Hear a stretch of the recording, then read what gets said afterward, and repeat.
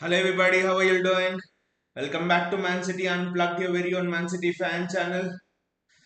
I mean, it's the semi-final of the FA Cup, and yesterday Crystal Palace won.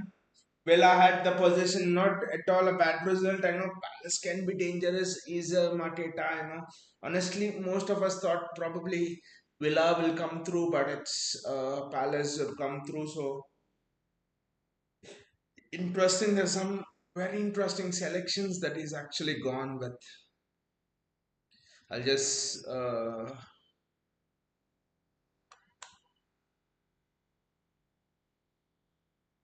I'll just go through that in a bit. Yes, we are all set and ready now. So he's not having James McAtee in the substitutes bench as well. I don't know what's this. He's having Bernardo Silva. He's not having James McAtee in there. Probably, I think the answer to this might actually lie in where he's using Bernardo Silva as probably he could be using Bernardo Silva as someone who could bring that ball, who could take that ball off Diaz and Guardiola and do that stuff. What a goal! Wow! Rico Lewis! New haircut and a new persona for Rico Lewis and a new role as well. Where did you get your haircut, mate? Because that goal was perfect. Whoever is your barber, kudos to him.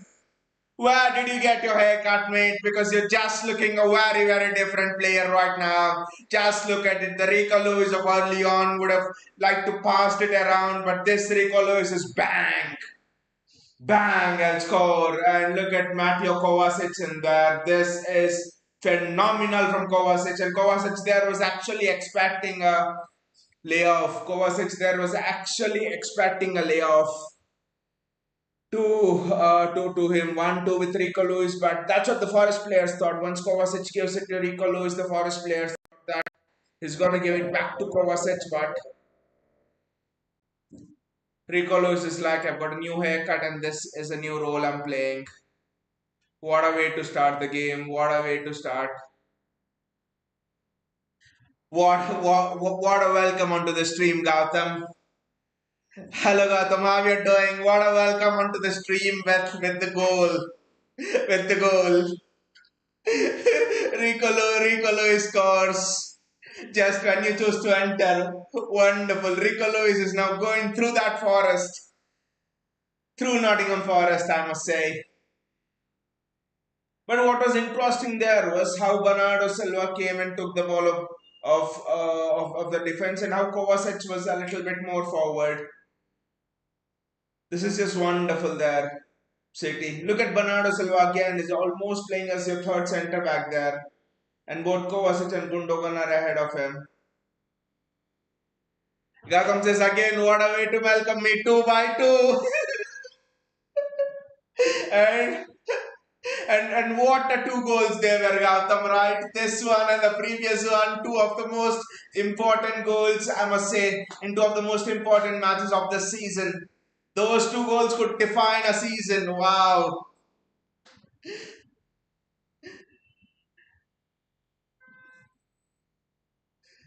But oh, again, City are in Savinho is.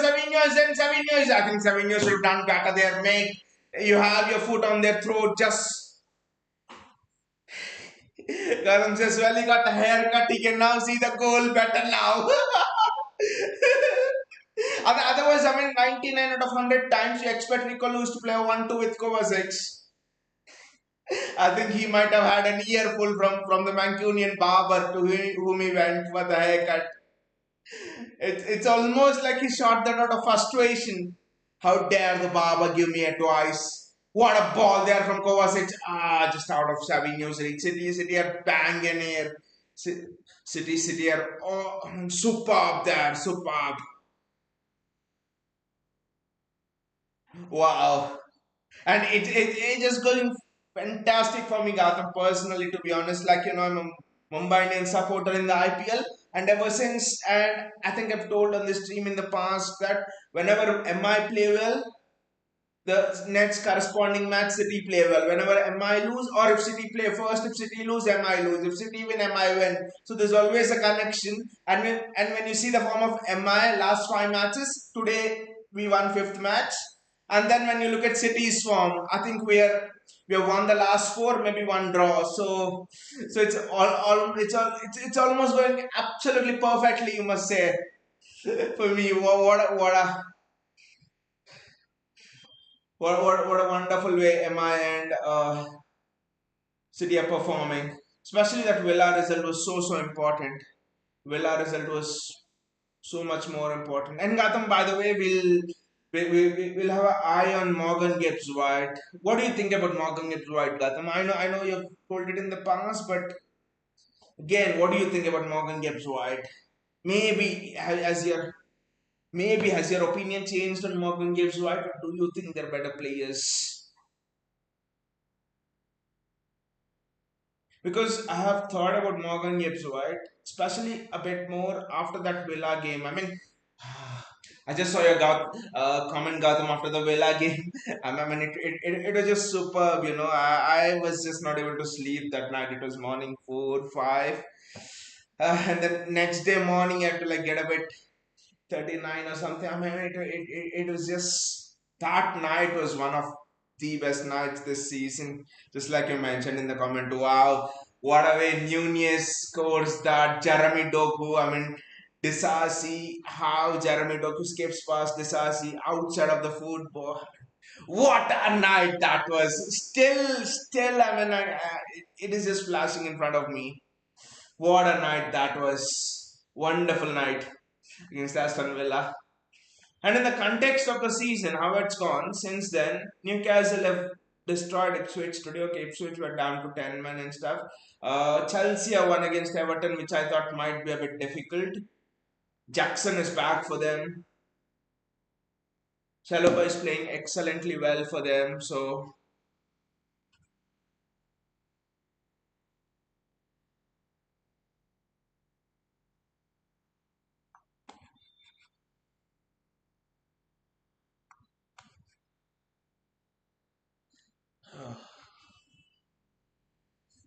City have started off this match with, I mean, superbly. I must say, we have been wonderful. I mean, with Morgan Gibbs White, I mean, Bernardo Silva there. Is it a handball? I don't know.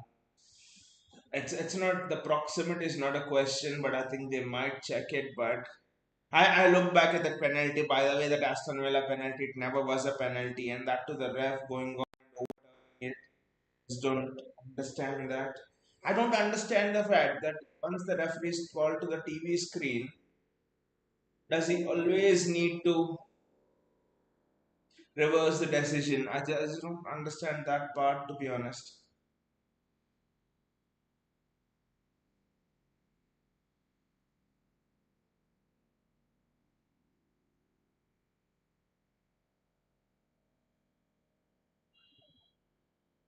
Bernardo Silva. There, I mean, he's playing a specific role, the Bernardo Silva.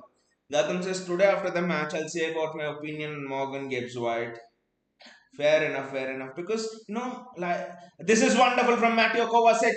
This is excellent from Kovacic. There, I thought he should have taken the shot, to be honest. One dribble too many. We have the foot on Nottingham Forest throat. Just press it, guys. Just press it. Do not allow these guys a chance into the game. I mean, I think that that's just took it a bit longer. But Kovacic is just playing like a man possessed.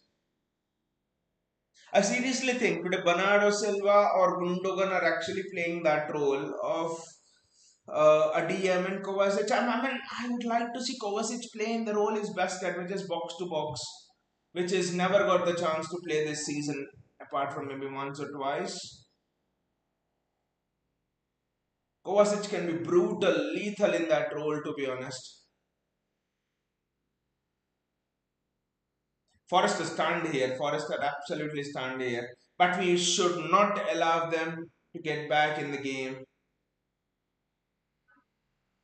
With Morgan Gibbs White, the thing is, I think it was Gautam who mentioned it on the stream first that we were going for Morgan Gibbs White, and then I also checked the news, and I think a couple of credible journalists were also telling we're going for Morgan Gibbs White. I thought, why would we pay so much for Morgan Gibbs White? Come on. Mateo Kovacic, edge of the box. Omar Marmoush, throw in for City. So, but in the Aston Villa game, something struck me, and especially I think reports 1 or 2 days leading up to the Aston Villa game, they were actually stating that we wanted to sign Morgan Gibbs White for the box to box role. It was not for an attacking midfield role.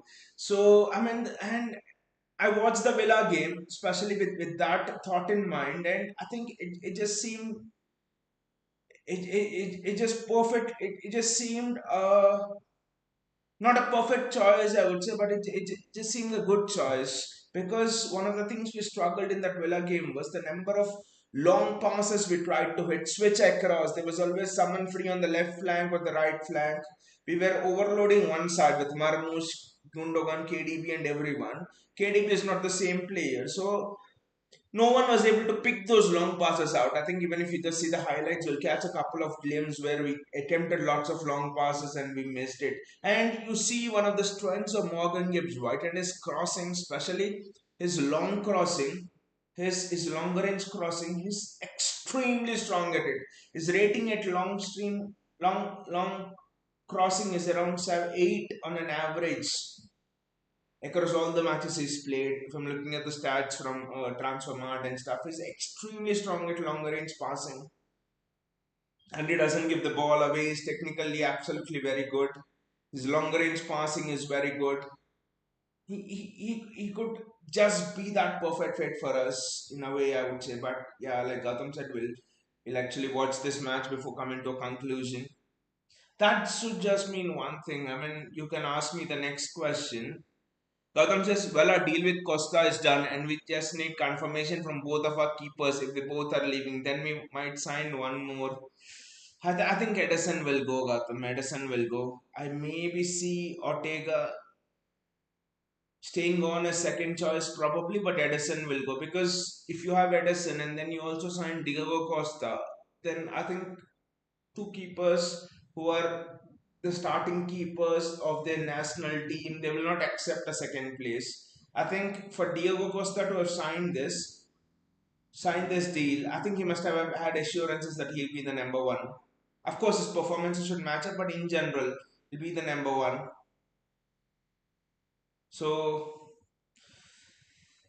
I mean, with Diego Costa again, his passing range is very good. His distribution is good. I mean, none of the keepers can have a distribution range like Edison, but it's very good. But one of his weaknesses, I have not seen this being discussed on a lot of city, social media groups and stuff. Aerial balls into the box. That's one of his weaknesses. I think he needs to work on it. We'll have to see how it goes. But I'm actually happy with Diego Costa in there. I mean, I had two keepers in mind, Gautam. Chevalier was one who I really liked.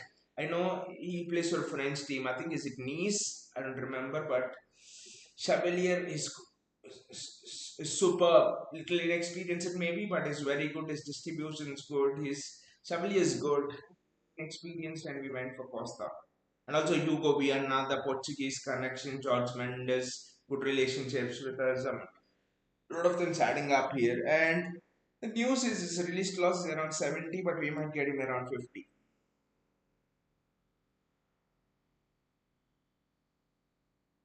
I think in a way it's also in a way it's hard to judge Morgan Gibbs White in this game because if you see the lineups there, Morgan Gibbs White is playing in a attacking midfield role, cam role. I don't think in a cam role is a standout cam, to be honest. In the Premier League, there are much better cams. I would say Dwight McNeil is better than him.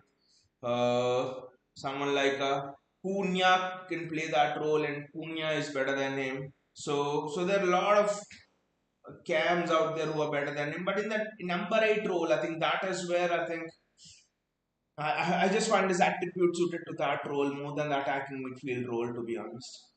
Omar Marmoush should have maybe played a through ball. Surprised is not starting De Bruyne in this game because this will be De Bruyne's last semi final at Wembley, to be honest, most certainly. Maybe Dubrani will play on the run out after 60 minutes. I don't know. Gautam says Lucas Cavalier is a big thing, 100%. Exactly, Gautam. I mean, it was a while back actually. I saw Lucas Cavalier when this discussion came up this season that we might sign a replacement for Edison. I think it was a couple of months back. Even Cavalier is just. I mean, the saves of Cavalier are much much better than 99% of the keepers in the world is that good. But again, inexperience probably. Why we didn't go for him?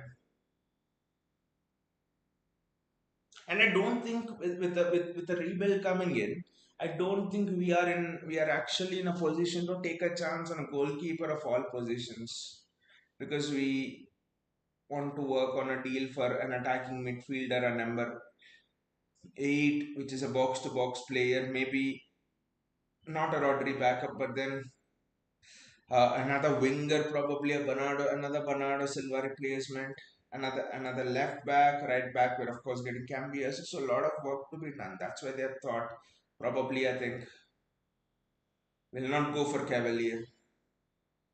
If Edison was staying and if Ortega was going, I think Cavalier was the one we would go for. I think that would have been the discussion. They're sure Edison is leaving, and that's why they went for Costa. Matthews Nunez, Rico Lewis, Kovacic. Rico Lewis in this midfield role is just playing like a man possessed, to be honest. Jack Grealish, he's playing in midfield as well because nowadays we don't play with wingers and the fullbacks provide us with the width.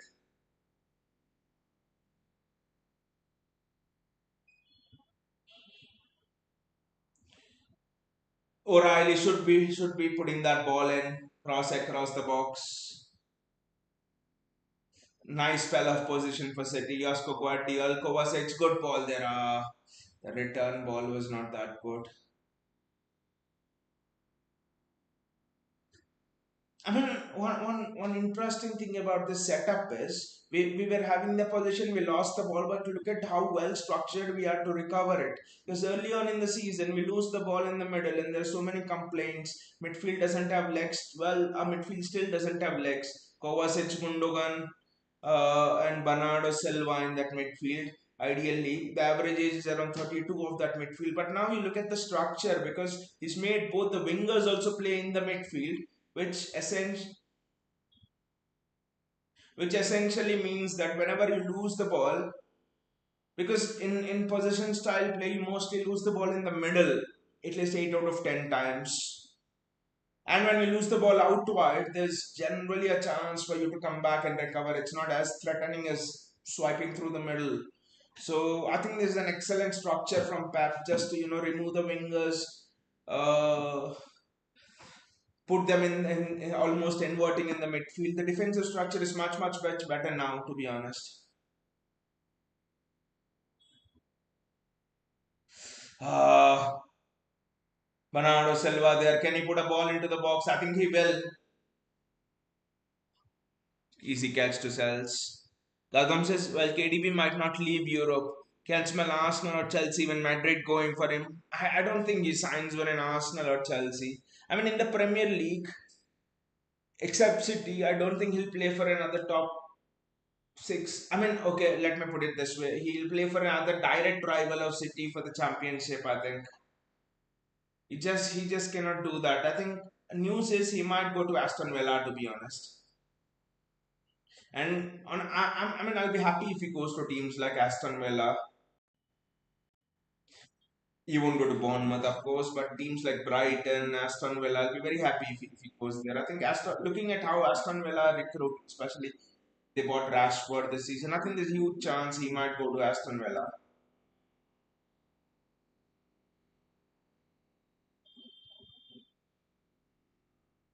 Morgan Gibbs White on the ball. That is wonderful defending again. I mean I'm really impressed Gautam, with the structure of the team. I mean because early on we were wondering, especially the structure has just started at the start of April, I think end of May. We are wondering what the fuck is this guy doing without wingers. But now you see what he's doing without wingers. The moment we lose the ball, there's no way for the opposition to play through us. It's impossible to play through us. The numbers you have are superb.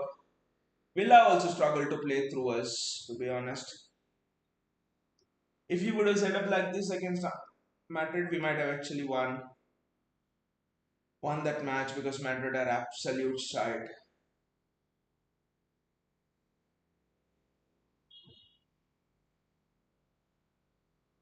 There's no flag there, but I thought Gibbs. I mean, I didn't see, but maybe if so many players are appealing, Crestwood must have been offside.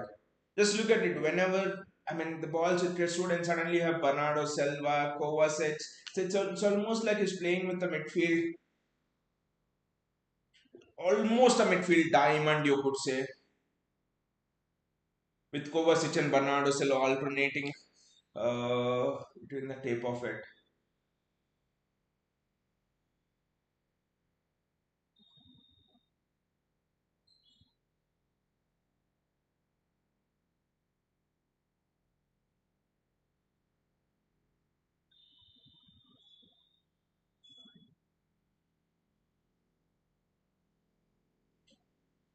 Ortega's doing very well.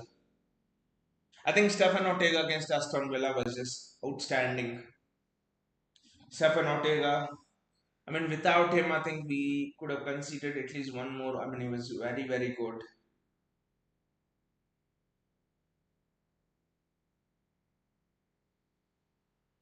I mean, it's a long, long time I've seen City dominating the ball like this. We played Forest before, I think twice in our home. Okay, we beat them comfortably, but away we just struggled to even maintain the ball like this because Forest are a counter-attacking team and they're just not able to get that ball through the middle for counter-attack. Even if we lose it, well done by Ortega. Absolutely well done by Ortega. Gautam says Palace have won against Villa. Never thought that. I mean, no one expected that. No one actually expected that, but I think what Palace have done, just a bit like Nottingham Forest are trying to do here, is they have an excellent middle. Adam Wharton, and then Eberechi is their players there, and then is it Will Hughes? So when you see Adam Wharton and Will Hughes, they're two extremely defensive midfielders. They're breaking up the play, and then Eze is picking it up, gives straight to Maketa, and then Ismail Sarr breaking through on you, or with pace. So just think it was a perfect plan for Oliver Glasner's side, to be honest. And also I think in a way Villa didn't have the legs, to be honest. I mean they played an extremely tough game against PSG. Then they played a midweek game against us. I mean, sorry, they played an extremely tough game against PSG in midweek, last midweek. Then they came and thrashed Newcastle, which was on Saturday, 3 days later. Then they again had a midweek game, I think 3 days later against us, an away game.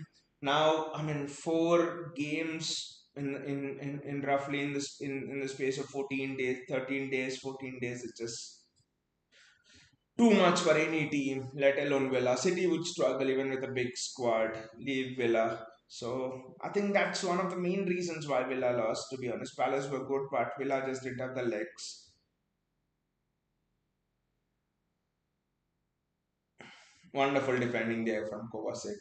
Offside, offside, offside, offside, offside.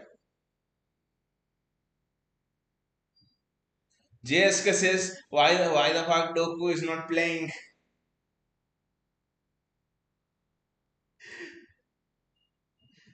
Because JSK, if Doku plays from the start, who will come on in the 80th minute and help us win?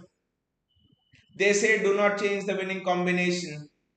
That's that's why Doku will only come in after the 70th minute, if not up the 80th minute. Forest are pressing well, but this is what City want as well. To be honest, if we cannot play through this press, Pep will be very very angry. That's a Nottingham Forest throw. Bernardo Silva is playing here to facilitate the press. Another important question, JSK: why is James McCarthy not even in the squad? Forget 11. Why is he not even in the 15? And why is bloody. Okay, people say. I mean, when I say Bernardo Silva is needed to help us play through that press and all of that. But then, what about Savinho? Who has been better on that left hand, on the right hand side, Savinho or yeah, James McAtee? It's James McAtee, simple. I don't know. I mean, look at Savinho. He's been shit when in this opening 25 minutes. Gautam says he only comes when we speak about him to come. Johan checks the stream and tells Pep, and then we see him out. Exactly. That's what people wonder what what Pep Guardiola keeps on speaking to Juan Malilo. I'll tell you what he keeps on speaking. Juan when are they gonna talk about Jeremy Doku in the stream? When do we bring him on? Juan Malilo says, no, Pep, it's not the time. They have to run the stream as well. No, it's not the time for Jeremy Doku. Not now. And then information comes. They have talked spoken about Jeremy Doku in the stream. Gonna tell Doku to come out. Jeremy, warm up. I think that is what literally happens every game. But look at Bernardo Silva and Kovacic. It's almost a two pivot there.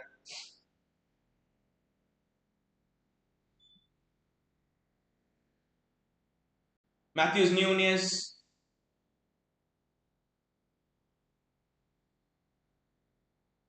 The the recovery defenses. I mean, this is wonderful from Nico O'Reilly.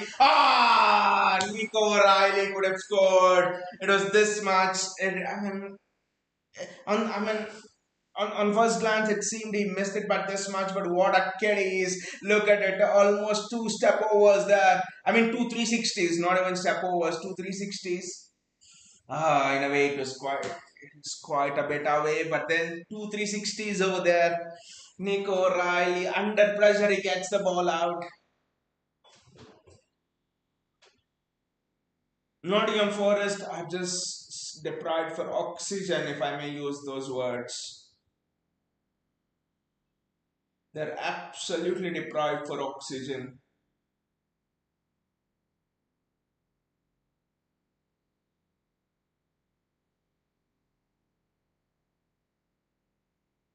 Bernardo Silva. We need to get one more before the break. One more before the break. I don't want to see a tense final, to be honest. One more before the break.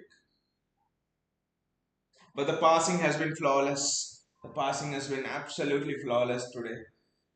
Nunez is on the run. I think what a ball by Savinho. Very good ball by Savinho. Nunez has to cross it first time. He does cross it first time. This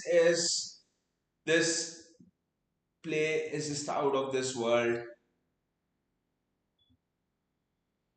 Kyle Walker would have loved this system, to be honest.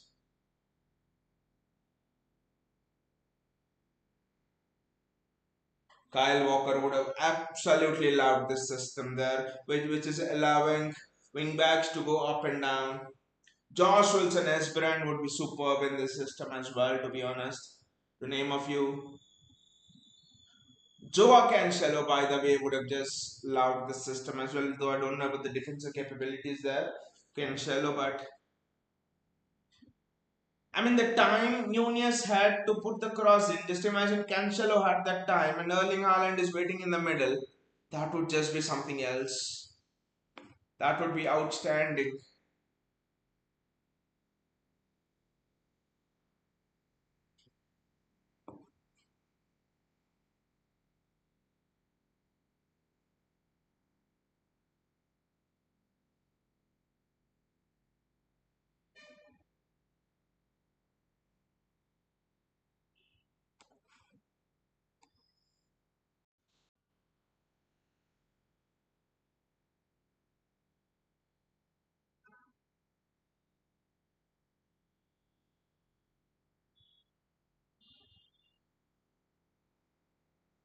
This is wonderful there from Bernardo Silva.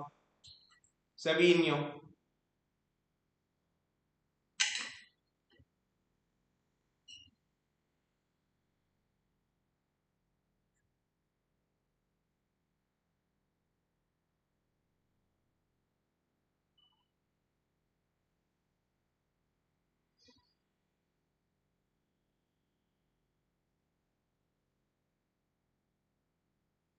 Grealish has to switch. I mean, the switch on the far side was on.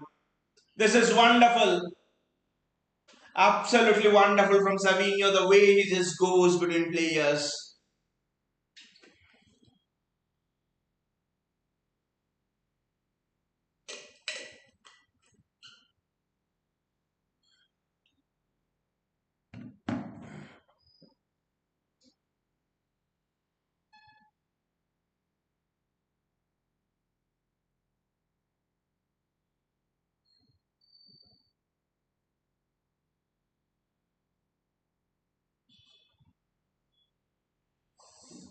I mean, the right hand side, 43% attacking wise.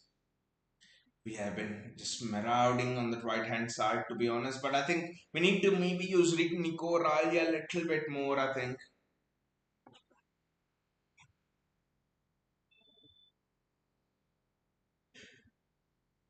Just like to see Nico Riley being used a little bit more, if I'm honest.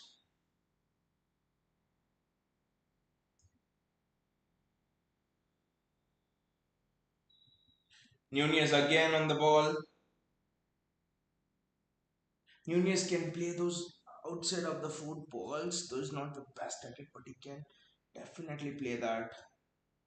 Someone has to switch it to the far side. Not now, but there are phases there where there are chances where you can switch it to the far side. No one's doing it. That's the problem.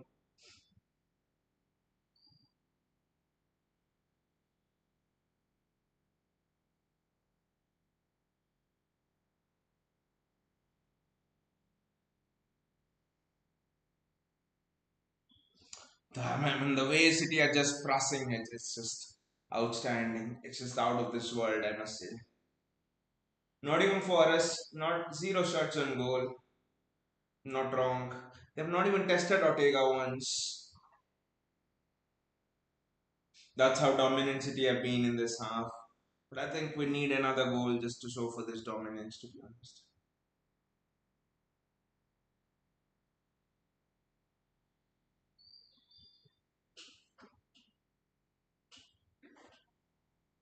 I think it was offside anyway.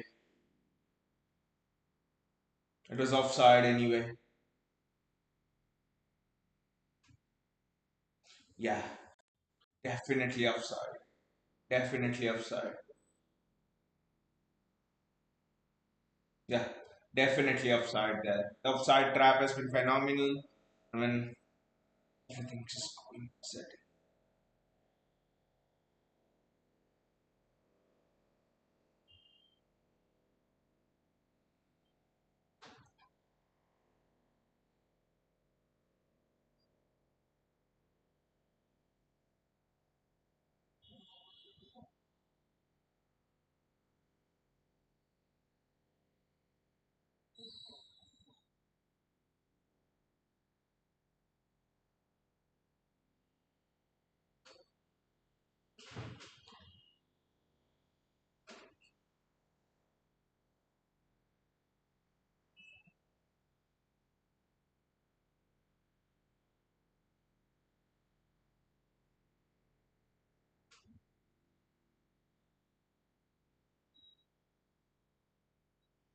This is wonderful from Kovacic there. I mean,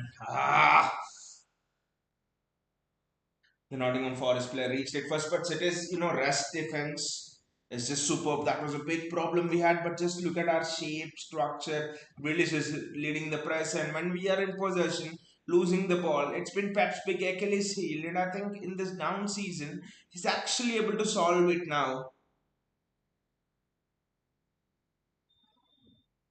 He's actually able to solve it now in City's down season.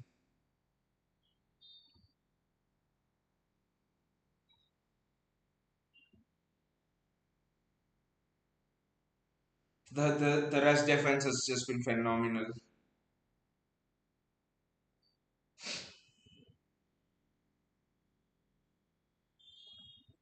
Matthews Nunez, Rico Lewis, Ruben Diaz.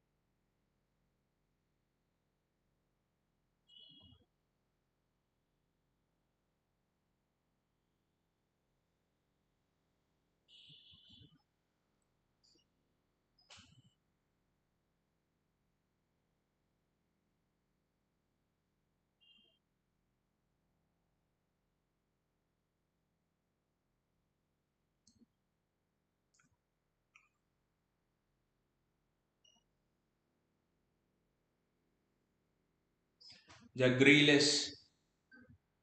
I mean, there have been lots of ball carriers for City today. Bernardo Silva, Kovacic, Grealish. Savinho has to release it.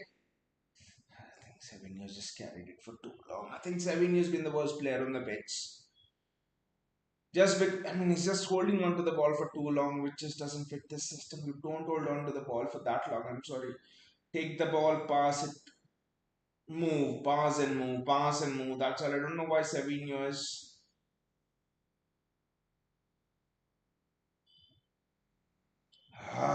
Bernardo Silva tries to play it through. We need to hit Forest once more, to be honest, just to reassert our dominance. Because 1-0 will feel like nothing. After so much dominance, but not Palace, Forest will in fact feel happy that they're just 1-0 down. They haven't had literally had a shot on target, off target. I don't know how many touches they have had in our box. I mean, couple of touches they had, but they were offside. So legitimately, I don't know how many touches they've had in our box. Probably one or two at most.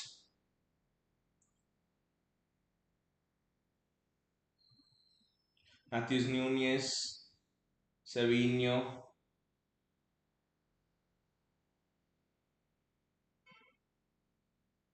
Josko Guardiola.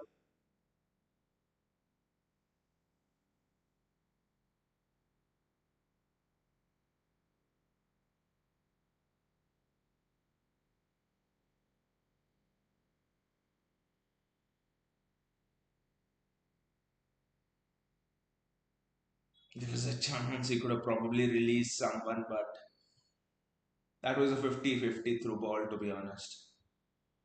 Maybe not worth taking a chance with it this time, I don't know. Omar Marmoush, ah, man, again, look at it. That switch onto the far side is always on. It was on in the Villa game and it's on now. We just do not have the players who could play that. So I think when we sign someone in the summer, we need someone who's very good at long range passing. Rodri is good at it, but apart from Rodri, we need someone else. Hence Morgan Gibbs wide. That's my only reason. He's good at other things as well. Oh, about Johnny Reinders and Hugo Larsson's ability to hit those long balls. I really don't know. Honest. Look at Nico Riley go. He's gone past two, three players and took an almighty challenge from a Forest player to get past to stop him in his ranks. Ruben Diaz, Matthews Nunes has to put that ball in.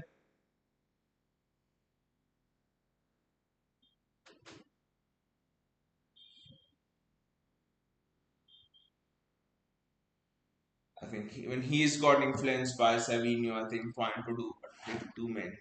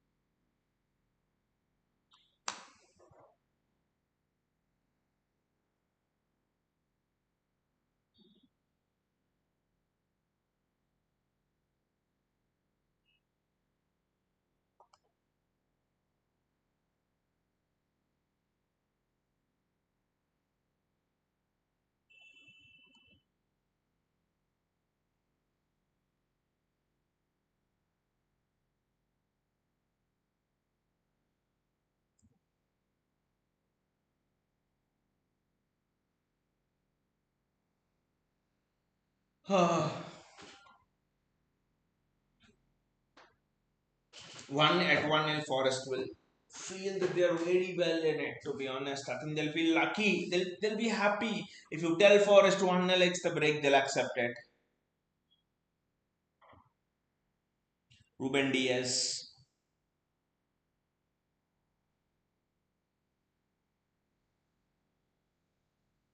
Bernardo Silva. Kovacic, Rico Lewis, Savinho. That's what I've said. Savinho needs to bloody release the ball faster. Just look at it. The entire attacks. He's been City's worst player on the pitch. I'm sorry.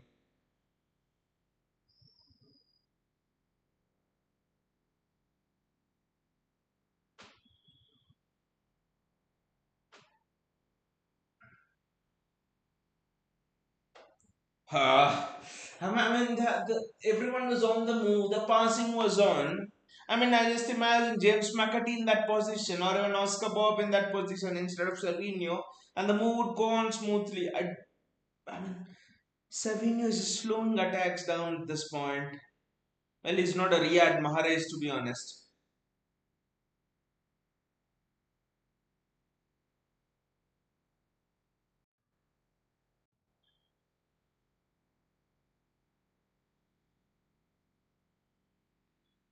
Gautam says Liverpool winning the Premier League and levelling United's 20 and United battling for 15 spot, drawing with Bournemouth. And that too, they were lucky. It was a red card.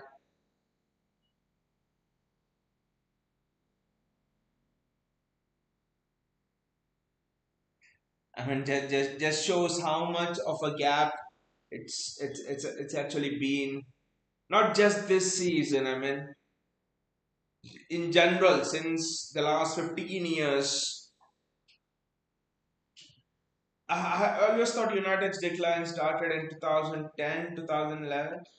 I mean, somehow Alex Ferguson, after the 2010 season, he somehow dragged United for the next two seasons. One when they lost the cup in the Aguero moment, and the next season they won the trophy.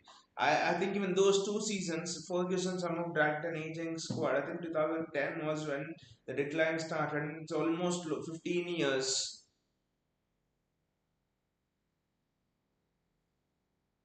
and they've just gone to the gap just got bigger and bigger. To be honest, if United think, I think a lot of United fans are in the delusion that they they win the Europa League this season. That's what the United fans are thinking. They win the Europa League this season. In the transfer window, they buy two or three players. They buy Matthew Cunha, for example, and one or two players. Maybe they get Rashford back in prime form, something like that. They think that they'll again be competing for the titles, the sort of top four and all. What they don't realize is this is not 2010, this is not 2000s, this is not the early 2000s where United, uh, Chelsea also came in mid 2000s. So in the early 2000s, it barely was United and Arsenal, right? Newcastle by then teared up. It was United and Arsenal fighting every season, and they talk about those glorious seasons. It's not the 2000s. It's not even the mid 2000s where you have only two three teams fighting it out. Chelsea came on by then. It's now a time in football where the lower teams are financially well off, where the lower teams like your Aston Villas are able to go toe to toe, and Villa in another world on another day would have defeated PSG, would have come back from a three-goal lead deficit and defeated PSG. PSG were just they just went through. I think 5-4 was the last aggregate score. So you're living in that sort of a world where your Villas and Brightons are making the later stages of the European competitions. So even if United buy players and stuff, they'll find it hard to maybe compete in the top 10. They won't be 16, 17, but in the top 10, they'll find it really hard to do it. That's actually my feeling.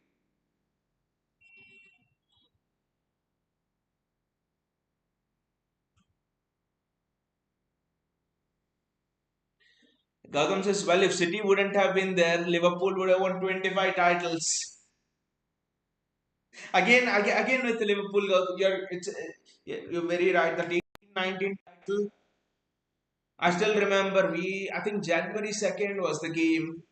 2018-19 title, January 2nd of 2019 was the game. If at the Etihad, Liverpool had not, that's half time here.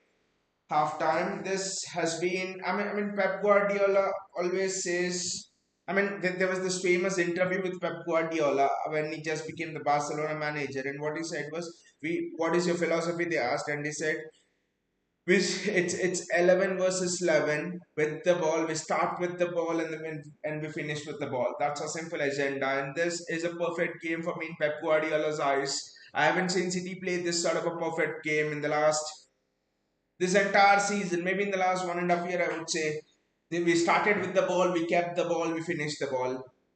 Finished with the ball. We might be having 70-75% possession easily for a zero shots on target off target. I think they are barely would have had a legitimate 2-3 touches inside the box. But yeah, just coming to that Liverpool thing, Gautam.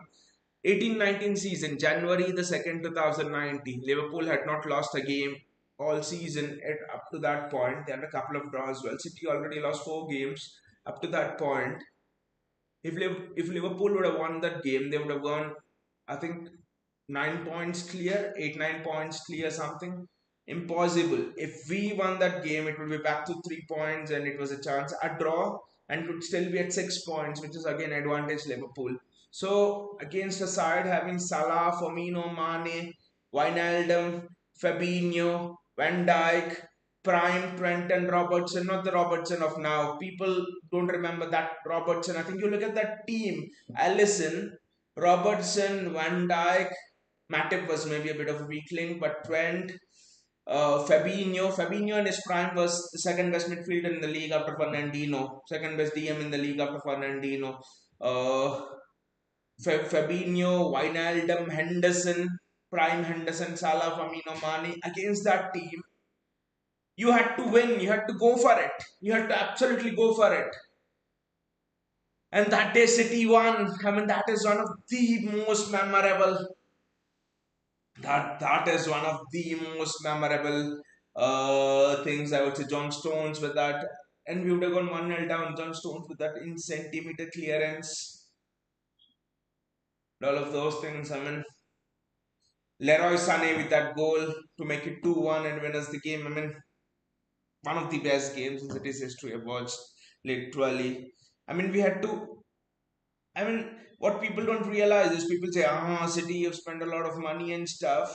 But what people don't realize is we had to go through mountains. We had to walk through places where there were no bloody roads in order to, win those titles. Against Liverpool, you had no duty winning the title there. You had no right winning the title. We won 18-19 against Arsenal 2 seasons back. They were 8-9 points clear on February the 1st. We had no right winning there. Last season we had no right winning anyone. We won the title. So I mean, City's titles have just been fantastic. And see what happens when City is not in the title race. It just becomes so boring. This is, I think, in the last decade, this has been one of the most boring title races. I mean, from 2015, if I count, that Leicester title race was interesting. Again, Chelsea and City competed, which was interesting. City Centurions won. It was interesting because the kind of football we played, Centurions won. That was interesting. Then you had a couple of those close shaves with Liverpool and stuff, and then with Arsenal. All of those were interesting. The worst title race in this decade. And what is there after the Leicester one? Obviously, the Leicester one was super, but City are not involved. That is the thing. Bayaji says cute thumbnail. Thank you, Bayaji. Glad that you all liked it. Your thoughts, Bayaji, your thoughts on the game until now. First, tell me your thoughts on Savinho, because if I ask him, he's been shittier than an expired packet of cheese. I think he's much more shittier than that. Savinho, I mean, he was not at all good. I didn't like what Savinho did. JSK says Savinho has been exactly JSK. I didn't see your comment and I said that, but exactly he's been a worse player on the pitch, Savinho. He's been worse than if Yuan Malilo would play right wing, Yuan Malilo would have played fight 2 times better than Savinho even at this age. Well, Edison would have played right wing better right now than Savinho. You could just say. I mean, this is what I don't understand. Why does Pep not play James McAtee? Why doesn't Pep start James McAtee in this match? What is it that Savinho gives you which McAtee doesn't? McAtee more work rate than Savinho. McAtee is much more technical than Savinho. McAtee is a better shooter of the ball than Savinho. McAtee has had a hat trick in this competition, if I'm not wrong. Then and McAtee gets into better goal scoring positions than Savinho. McAtee does not slow down the play. His one touch passing is just out of this world. He puts in better crosses into the box than Savinho. He goes in and helps his fullback. He gets into those. I mean, how many times have you seen Savinho get into those positions? McAtee always drifts inside, gets into those positions. I just don't understand this. JSK says, by the way, your Liverpool mate must be very happy. He's is not that happy, JSK, to be honest. He's not that happy. He's not that happy. I'll tell you the reason why he's not that happy. Because, I mean, in January or so, what telling me is sort of he was sure we'll win the Premier League title. Fair enough. Even I thought Liverpool would win the Premier League title, and if it was between Arsenal and Liverpool, if they were the two choices you have given me on who you want to win the Premier League title, probably you lean towards Liverpool because Arsenal fans, especially after what they did, that humble thing of Haaland, I just hate Arsenal more than probably on par with United, to be honest. So Liverpool would win was evident for with us from January. But what he was telling me, my Liverpool mate, was Liverpool are going to win four trophies. They're going to win the FA Cup, Premier League, Champions League. They're going to smash the 100 points. And genuinely, I was worried at that point, to be honest. I was absolutely worried at that point because there was a genuine chance they would do it. They were on course to 1 or 2 points by then. And then Plymouth Argyle happens. Liverpool get knocked out of the FA Cup. He was like, okay, we have the Champions League. He was still sure they'll win the Champions League because PSG, by then no one thought they'll be this good. And then once PSG knocked them out of the Champions League, then they were not as distinct as they were, as he was not as cheerful as he was in January.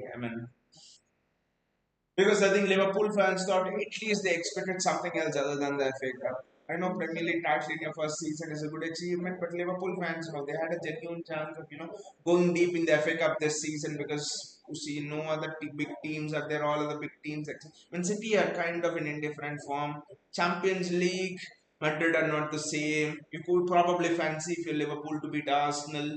Villa are there. And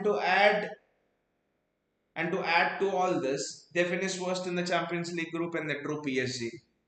So he's not as happy as he imagined.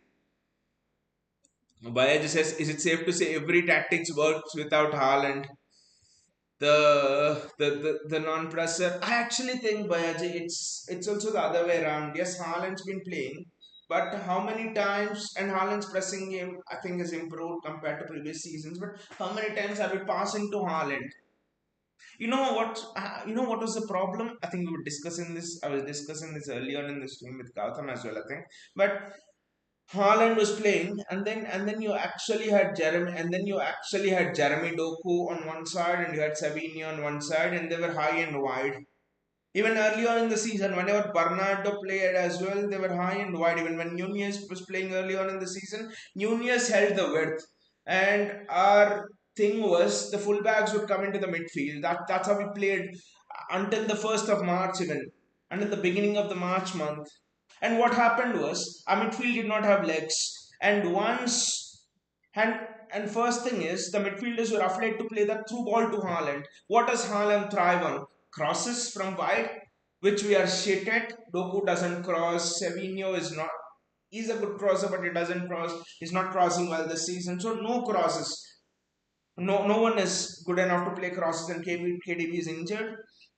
So people were afraid early on in the season to play those through balls because once you lost the ball, Brighton match was an example, clear example. What happened in that Brighton match? Once you lost the ball, midfield of Gundogan, Kovacic, and maybe Bernardo, maybe De Bruyne, whoever cannot recover, you are hit on the counter attack. It happened with Brighton, it happened with Palace, it happened with Madrid, it happened with Arsenal. Arsenal game, what happened was a prime example. We equalize 1-1. Foden in the midfield gives the ball away. Suddenly, Thomas Partey to the front player and Arsenal gonna counter attack and score. I think when Haaland's playing, I think these were the biggest troubles we were having. I think now what's happened is Pep Guardiola I don't know how he's come up with it, and I don't know why he hasn't realized it earlier. I don't know. He's understood that I cannot protect by midfield by bringing it inverted, because by then it's becoming too late. By then it's becoming too late. What Pep's realized is I have to stop them earlier on in the second phase. So what is done is he's put the left winger inside, which means Grealish is inside. Savinho, I mean Bernardo played there. McAtee was playing there more than Savinho. The reason is McAtee comes inside. That's why Savinho and Doku were not starting. And Savinho, you've seen this match. Savinho is coming inside, which means that when you lose the ball today, we lost the ball as many times as we lost against Arsenal, as we lost against Brighton. There were turnovers. It's not that magically you had a Busquets, Xavi, Iniesta in the midfield. You were dominating without giving the opposition chances. No, no, no. We lost the ball. But what happened was, since your midfield was narrow, Grealish, Kovacic, everyone's just covering the ball. There was no space for Forest to execute that pass through the middle. What Forest had to do was Forest had to ping it out wide. But out wide as well, when you lost the ball, O'Reilly and Nunez on many occasions were almost in the back position. So your fullbacks essentially were in a good position to recover, and they're already stopping that pressure high up the pitch.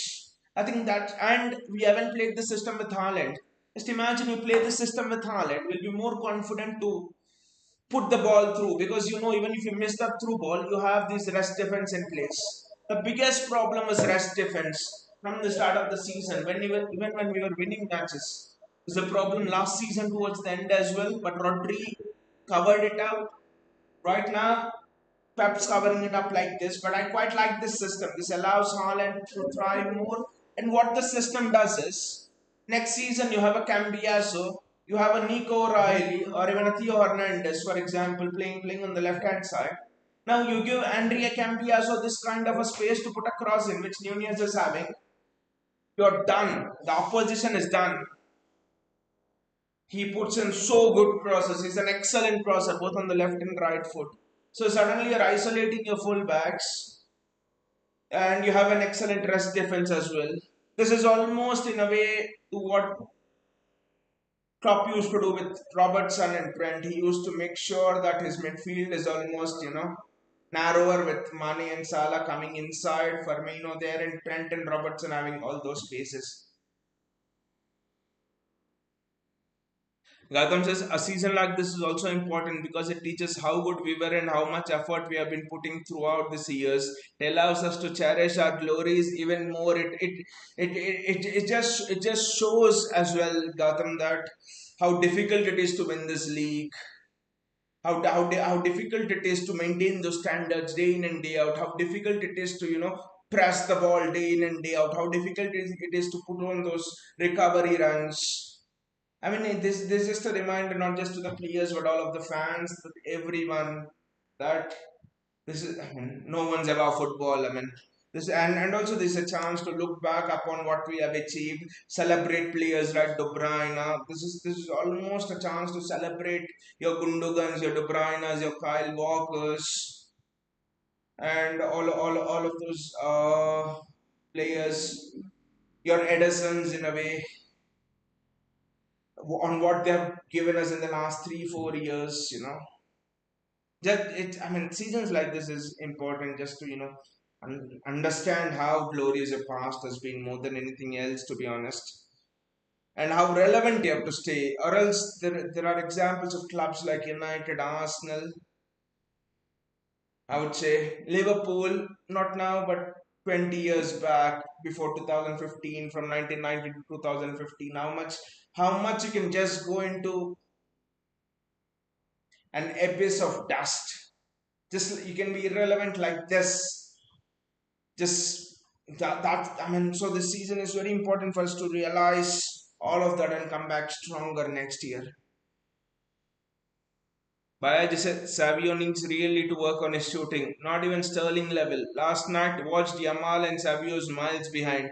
I think McAtee suspended for this match. I, I actually think Bayaji that has to be right. Yeah, McAtee. I think probably he picked up a yellow. It has to be the thing. Otherwise, I mean, Elanga is coming.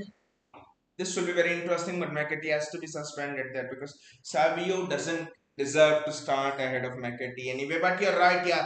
Just so highlights of that match. Yamal, whenever he gets a chance, is bending it into the far corner. He's just dribbling like there's nobody. Savio just needs to improve there.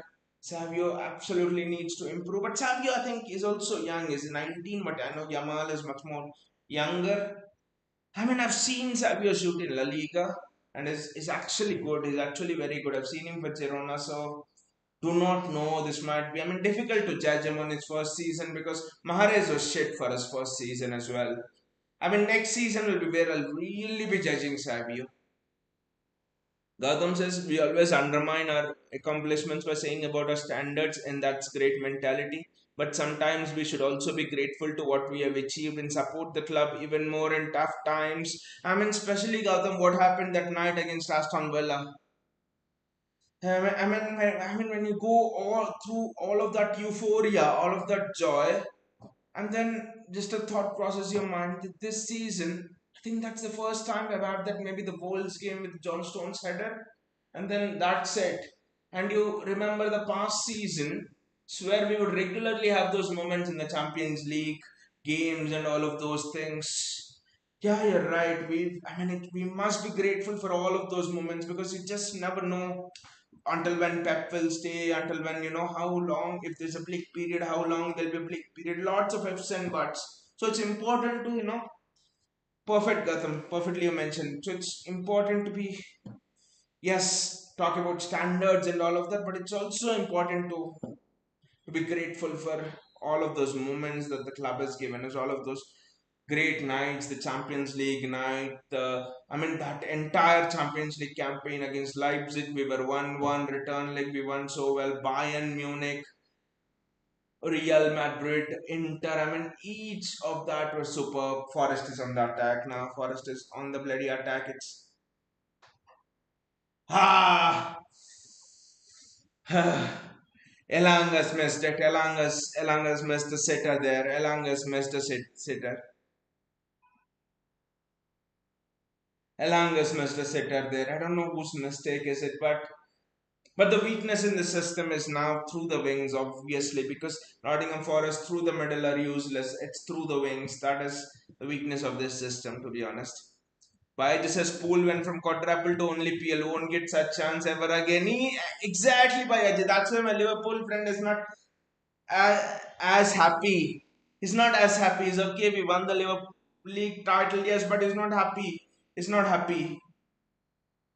I think you're more happier when it goes till the end.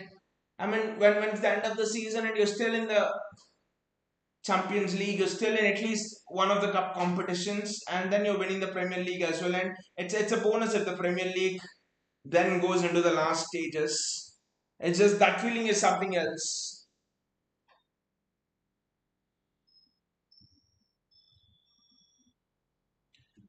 And exactly, Bayaji, FA Cup they had a great chance. Liverpool, Carabao Cup in the final, they could have won it on another day easily. Champions League, if they could have beaten PSG, I think they beat.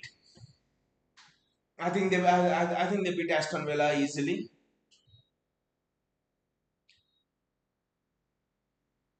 I think they beat Aston Villa easily if they beat PSG, and then I think they would have beaten Arsenal as well easily. So I think so I think the season could have turned out to be even better for them. By this is why Nico being overlooked. Not even better than Rico to start in the midfield. I actually think Baji, it's not so straightforward to be a midfielder in Pep's team. I know when he's coming, he's slotted in directly, but then that was a necessity, I think, because we didn't have any midfielders fit at that point when we signed him in the January window and all of that. But now I think as more midfielders are fit, I think Pep is most strict on the standards, is judging Nico Gonzalez by, to be honest. Because I remember, I think it was his first game against Newcastle, he was excellent. We won 4-0 or something. So, but I think Even Rodri took a season to adapt. Fernandino, the great Fernandino, took 2 months to adapt. So Nico Gonzalez, I think maybe next season will be the time again to judge him. And I think with Rico Lewis is fulfilling a specific role here, I think, which is uh, getting into those spaces, going into the edge of the box unguarded, carrying the ball under pressure, that sort of stuff, to be honest. Forest has have come on to us in this half.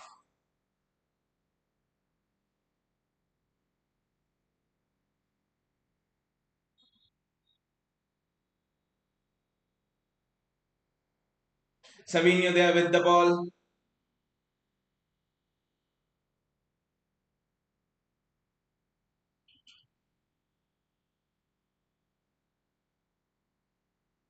Did the ball cross the line? Did the ball cross the line? I thought the ball crossed the line.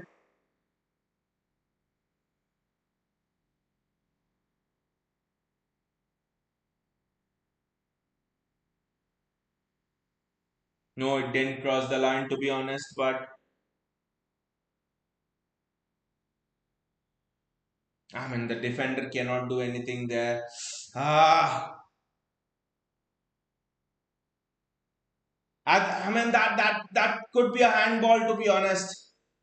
I mean, the defender could not do anything there, to be honest. He had his hands behind his back, but we should have scored that. Kovacic didn't catch it. And now City score! Now City score! Josko Guardian! Woo! Come on, man! And for a change, Omar Marmoush takes the corner. This is what happens when competent people take the set pieces. I mean, I'm not telling anything on De Bruyne and Gundogan and all here, but I think from corners, honestly, KDB is not the best. Nor is Gundogan. Just look at this corner from Omar Marmoush. This is one of the perfect corners, you would say. What a goal there for Josko Guardiol. Kovacic thought he had scored there, but Josko Guardiol does score. Josko Guardiol says here, if you remove me from left back, I'll keep my goal scoring spree on from centre back. What a player we have signed from Josko Guardiola, Omar Marmoush. Why doesn't Omar Marmoush take corners? Why is the cartel of Kevin De Bruyne and Nikai Gundogan not allowing Omar Marmoush to take corners? I've seen against Aston Villa the many games, but I'll say Aston Villa because that's the latest game. We'll remember more of it. Kevin De Bruyne, we had, I mean, that is excellent defending there again from Josko Guardiola. But I think if you remember it, we had 4 corners in a row. I think, and Kevin, and all of the 4 were City corners, and the last corner, Kevin De Bruyne had it straight into the hands of Emiliano Martinez.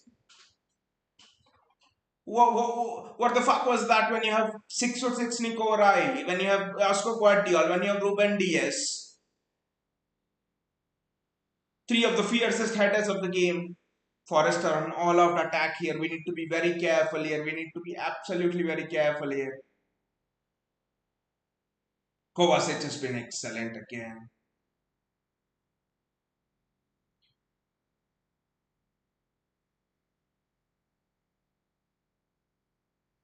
That's a free kick for City. Well done.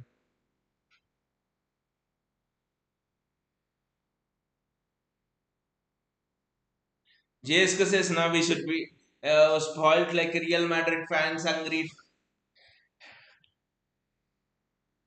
I mean, Real Madrid fans are just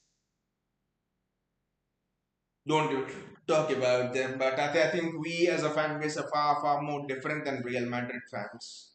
I mean, I'm absolutely confident of that because we don't throw our players under the bus. If Rodri took 1 year at Santiago Bernabeu to settle, like he did with us, I think Rodri would not be here the next year. It's a question mark if Mbappe will be there the next year after what is done this season. We never throw the players under the bus like Madrid fans do. So I think we are Unlike Madrid fans, to be honest, we're not like that. We give our players time. In fact, we gave Calvin Phillips 3 years time. We are a fan base who gives Eloquim people like Eloquim Mangala time because the guy wants to try. If someone is trying, we give them more time. To be honest, Joshua Guardiola has been a beast at centre back. To be honest, this is excellent there from Rico Lewis. Wow, how is the ball having a glue which only sticks to the feet of Rico Lewis? Ah, that's a head injury. That's a head injury. Will it be a red? But Grealish went for the ball. I know it's a head injury, but Grealish went for the ball over there. Grealish went for the ball over there. Nothing was intentional over there, to be honest.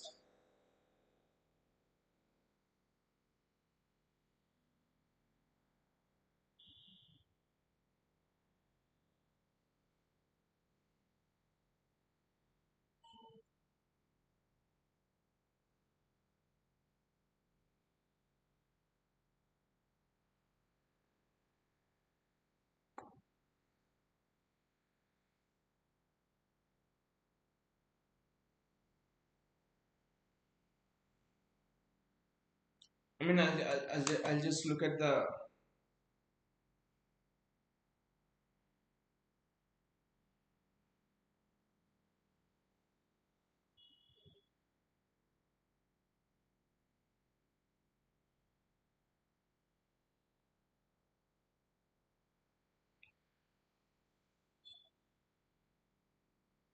I'll just look at the stats. City 75% ball possession. Compared to the ball possession of 25% Nottingham Forest, 10 shot City to Forest 1 shot, which was at the beginning of this half, and that was off target. So 0 shots on target for Forest, whereas City have 4 shots on target. Our XG is 0.64, so we're outperforming the XG by a lot, which is, which is kudos to the quality of the strikes. Because you see the quality of Nico, I mean, Rico Lewis strike, it would have been very low on XG because that was a very, very difficult shot.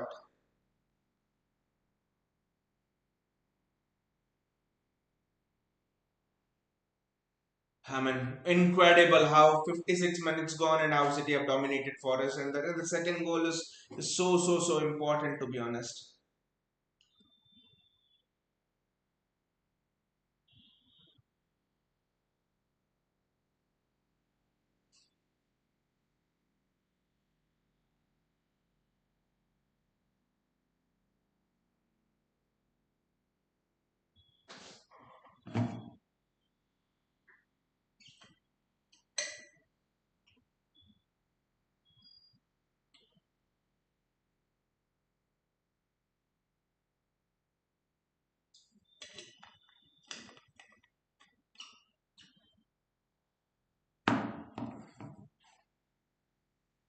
Again, excellent defending there from Josko Guardiola.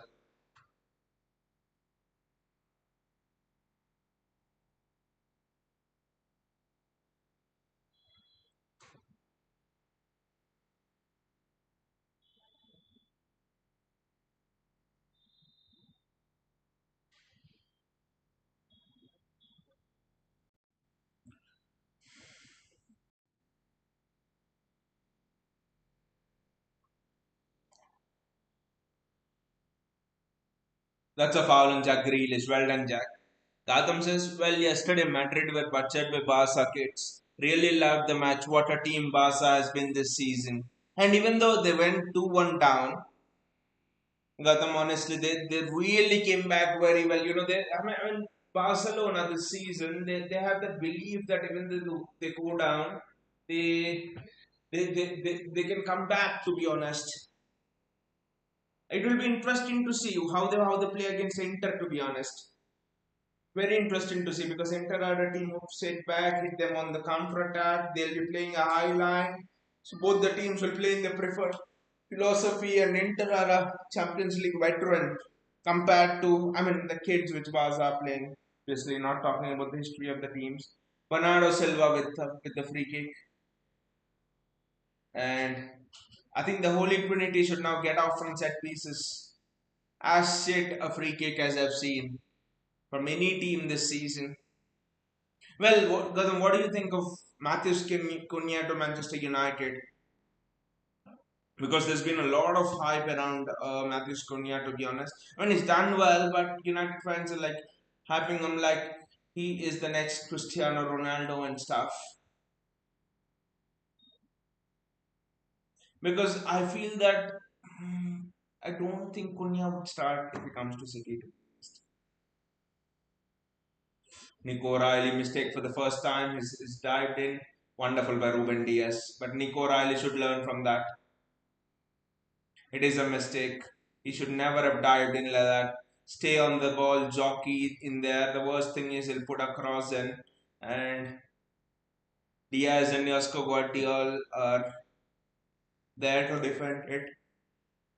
But the dynamism in the midfield, Gautam from Barca, now I understand why Hansi Flick let Gundogan go, because Gundogan could not have played in that dynamic midfield. He just didn't have the legs to fulfill that role, which Hansi Flick would have demanded from Gundogan, because Barca play a high line, which means a lot of your energy is a lot of your energy spent in recovering and pressing the ball. You have to get the ball back within 3-4 seconds because you're playing such a high line, and your sprints and your recovery runs sometimes can be more, especially you need to put in a lot of shift if you're playing in that midfield engine.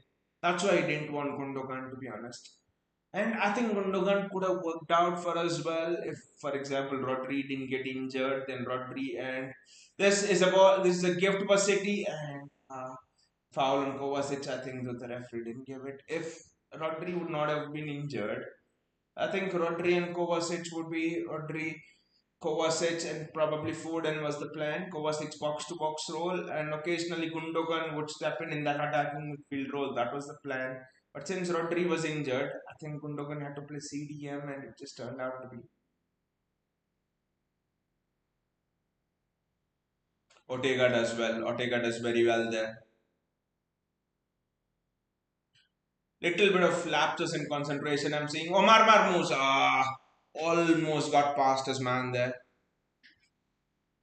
Gautam says Cunha is good, will be a really good player which can fit in the MORM system. They also wanted Ederson, Fabrizio has stated. I think both of us wanted Ederson, to be honest. I think Gautam, Ederson from Atlanta. Though I think right now, I don't know why, what is the reason, but good ball from Marmoush, I think.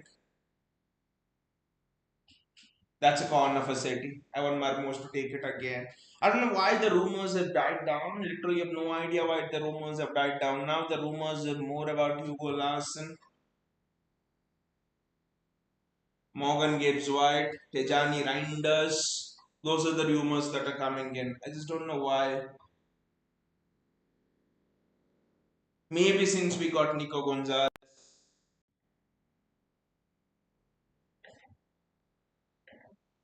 I don't know.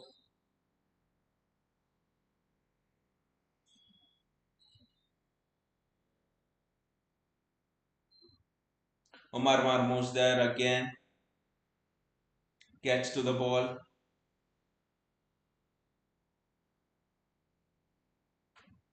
What a save from Sals. What a save from Sals Dates. This is excellent play between Marmoush and Grealish. Wonderful play between Marmoush and Grealish, and what a shot almost into the roof of the net, and what a save from Sals. Sals is keeping it, keeping Forest in this, to be honest. Omar Marmoush,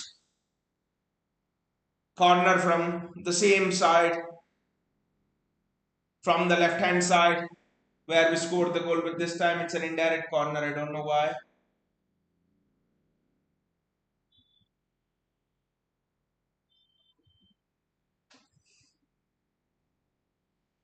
We almost got the goal there. Gautam says after Pep, Hansi became the first manager to beat Madrid thrice in the first season of any Barca game.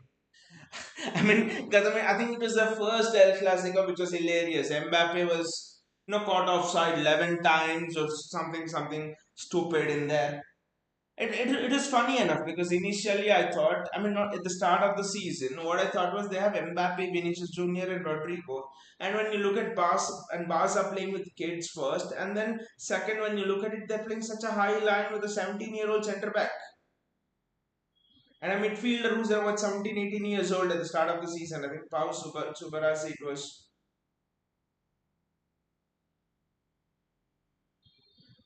Omar Marmoush there gets to the ball, can go both ways.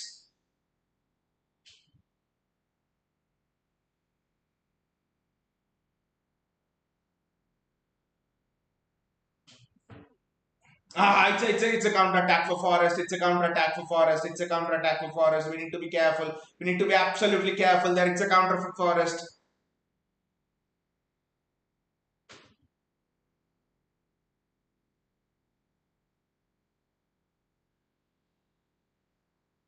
Was it Morgan Gibbs White who hit the post?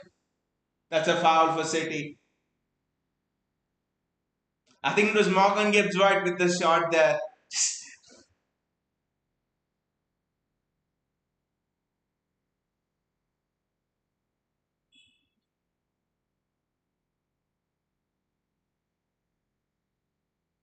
Wow, his technique is just sublime. What a strike that is. Hit the bar, which is a good sign for him to be honest if he really wants to come to City. And he gets a yellow card as well after that strike. Typical Morgan Gibbs White. I mean, it'll be interesting to see him and Rodri. They fought, and that's when Rodri got the red card. I think last season when we lost those 2-3 matches in a row. It will be interesting to see him and Rodri play in that dual midfield role. Grealish losing the ball.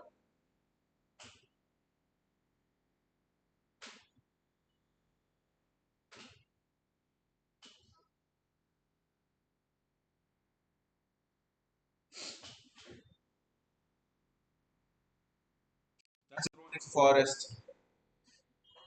Gautam says after prep, a manager I wanted City is Hansi. I don't care about how many years he'll stay, but just get him. Uh, I would love Hansi Flick at City, but I think City are a type of club. I think at least we're seeing what we have done. I think we like. I mean, more of project managers. I think just like you mentioned in the comment where you mentioned, I don't want a project manager. It's not acceptable after Pep at least. But I think City, unfortunately, I think we will go that way because I think there are two kinds of clubs in this world. There are two kinds of clubs in this world. In one category, you can put clubs like, you know, Real Madrid, Manchester United, probably Spurs, definitely Chelsea in there. Maybe PSG, but PSG is kind of changing, so I'll not put PSG right now. But PSG pre Luis Enrique, these are all other clubs who are just like who want a manager, they want to win. There's no need of developing the project, this thing. But at City, I think what we are following is I think we want managers who I think Khaldun Al Mubarak said it that he expects at least one youth player, at least one or two youth players coming through at least once in 2 years and making the mark in the first team. Which means those comments tell you that City are trying to build, they're trying to build that project sort of stuff with each manager. I think that is how we will follow after Pep as well. But yeah, you're right.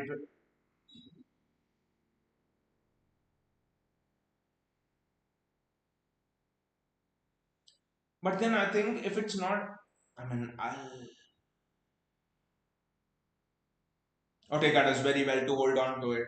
Otegard does absolutely well to hold on to it. But I think Gautam, if it's not a project manager, I see where you're coming from because I know if it's not a project manager, it's still a different way. But I'm looking at examples here.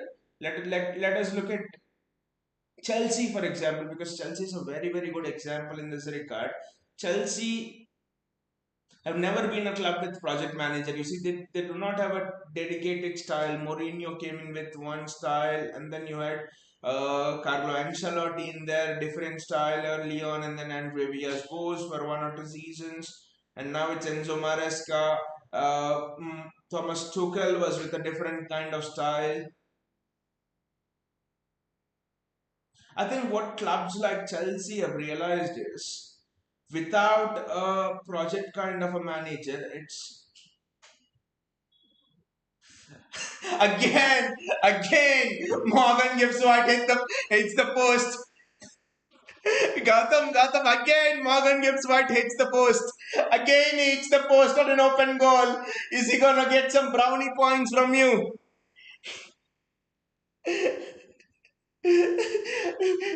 Does he get another brownie point from you? Surely his City transfer is confirmed today. Just look at Morgan Gibbs White over there. Surely it's confirmed today.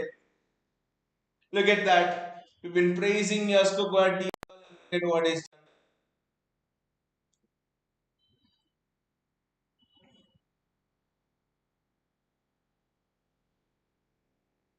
Morgan Gibbs White. Gautam says 2 points for Morgan Gibbs White. By now, he's surely coming to City. How come now? He's surely coming to City. 2 posts. He's hit the upright, he's hit the left post. Wow.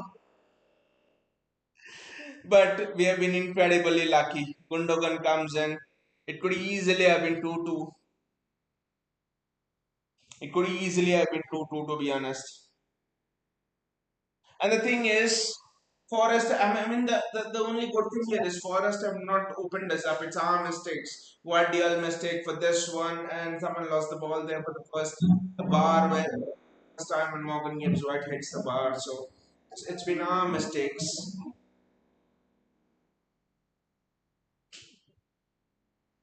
Still, still the game is young. Still the game is young. So I just think Atul, the difference is I think if you do not have a project manager, at least right now in the way how football is going, I think you lose a bit of the sense of identity there because and I think it just makes it much more unpredictable for you in the transfer market as well because just imagine we are just imagine now we are playing passing football and you get in a manager like an MRM or three at the Mac manager, for example. That's completely different to what this side has been built for. Or even get a Jose Mourinho kind of manager, which what the fuck are we doing there? Again, do we want to make this game nervy or what?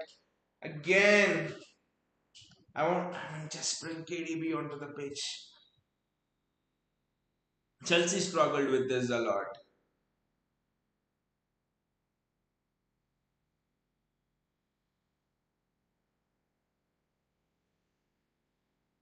Ikai Gundogan has to give it to Omar Marmoush, does give it to Omar Marmoush, gives it back to Ikai Gundogan. Mateo Kovacic. Gautam says Morgan Gibbs White. I mean, we've gone that Morgan Gibbs White gets 2 brownie points and his name is almost getting printed on the City jersey, if you would ask me. Pass it to Omar Marmoush. Yes.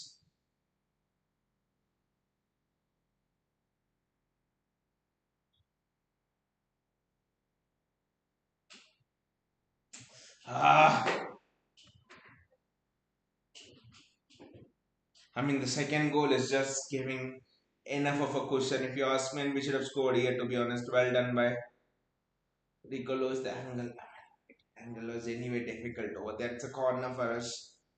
Still a lot of the game to go, to be honest.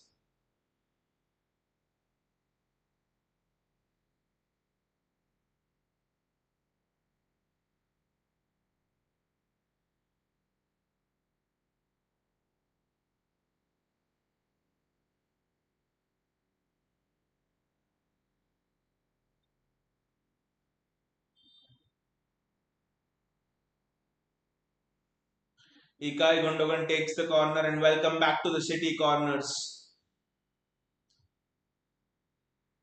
Omar Marmoush back to Gundogan, has a chance to put the ball into the box.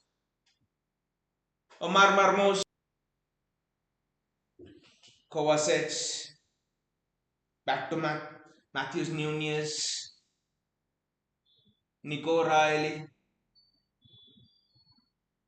Gundogan. Gundogan's controlling it better, to be honest. Bernardo Silva,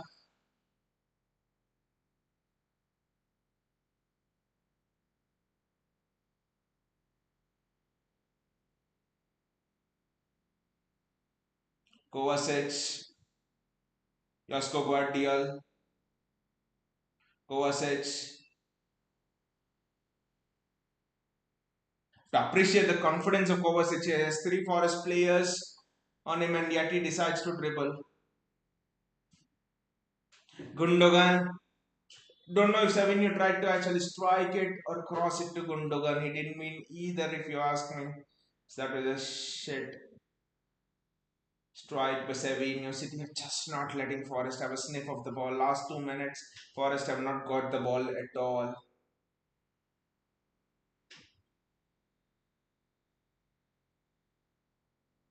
It's a throw into Forest.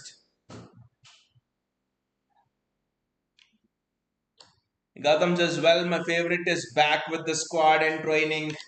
Rodri. I've seen the news as well, Gautam. Rodri is back with the squad and training. There were a couple of people telling if we do reach the FA Cup final, again, I don't want to jinx it. Rodri might play a part in it, but we just don't know. Been a tough recovery for Rodri, I would imagine, almost a year. Entire season. Forest in a good position here. Well done by Stefan Ortega. He's been so safe and secure, Stefan Ortega, to be honest.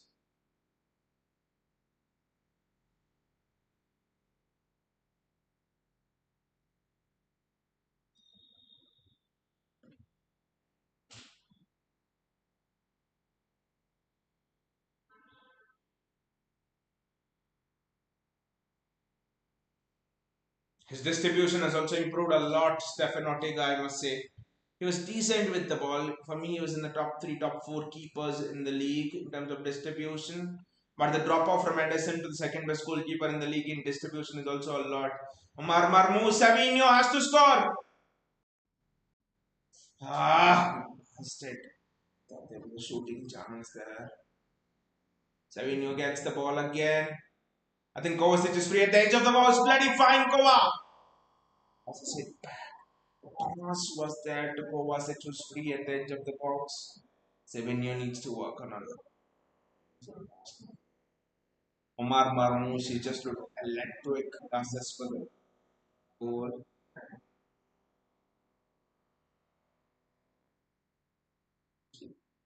Gautam says Rodri FC. We could have won the title, Gautam, this season and gone deep in the Champions League had Rodri been there. There's no ifs and buts, but that is the case, to be honest.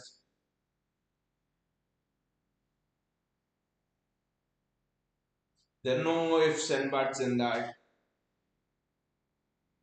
Michael Oliver is the ref and is given a yellow card to Nico O'Reilly.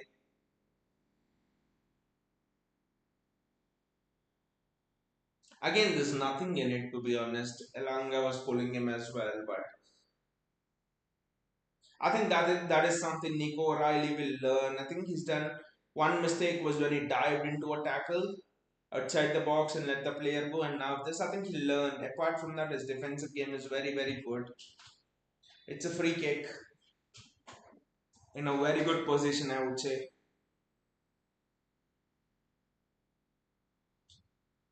Elanga very well defended again.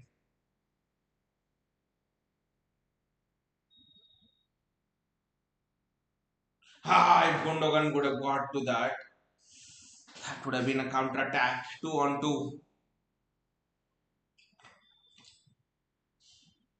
Again, it is so important for us to win against Vela, right? Because I think I told it earlier in the stream, but I'll have to tell it again. Newcastle and Chelsea both have won, so the race should have been. I think we might have been out of the race if we drop points against Villa. Just how crucial that goal will be in our season. Just never know.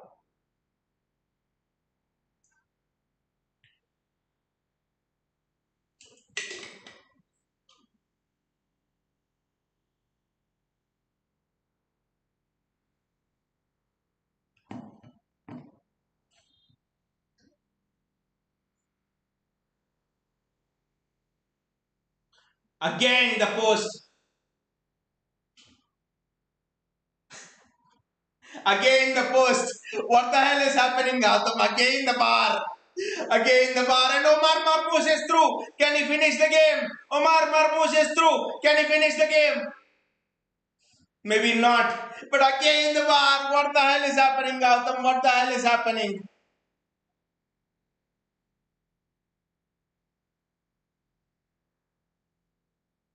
What the hell is happening, Gautam? Again, the post. What have we done to the post at Wembley? What have we done to the post at Wembley there? And what a save there by Ortega as well.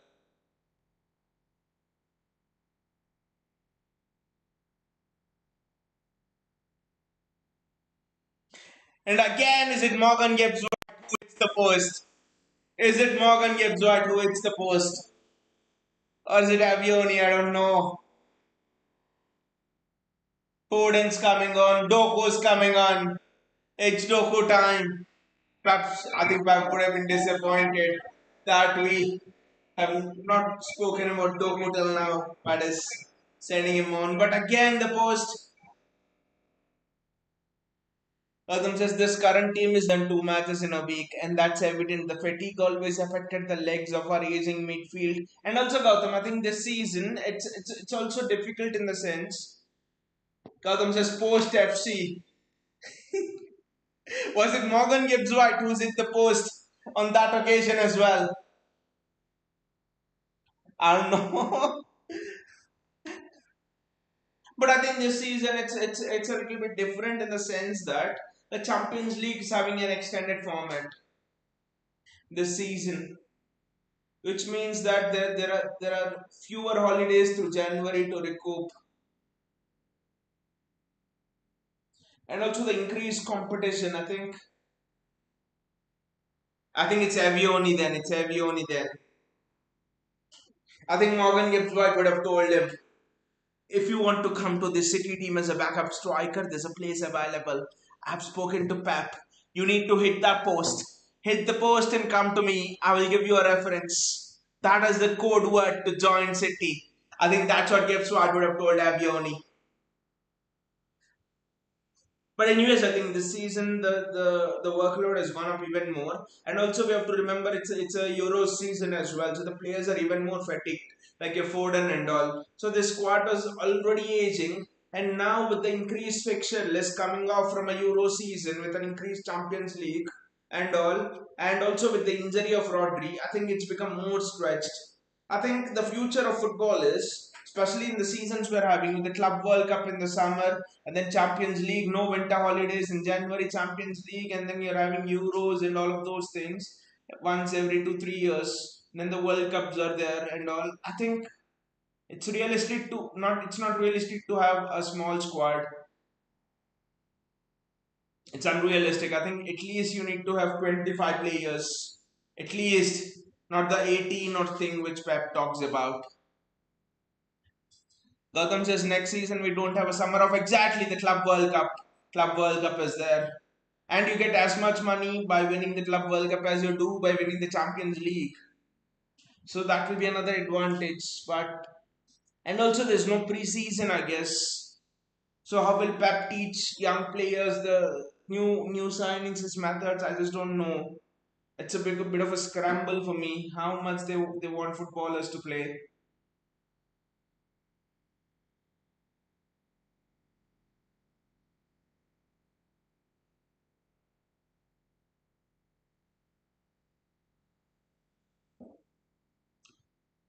O'Reilly with the throw.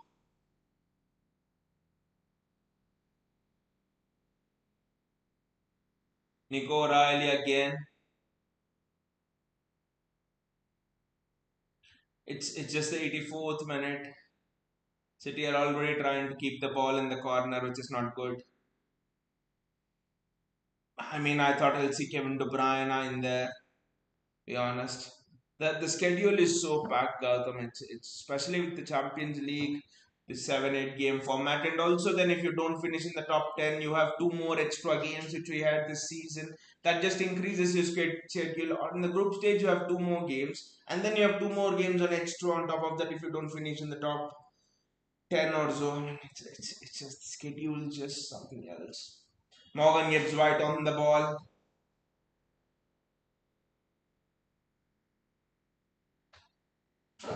What a block! What a block that is from Nico Riley. What a block that is from Nico Riley. Wonderful block. That was an open goal. That I mean, he was clearly onside. I mean, the ball by Morgan Gibbs White is just superb.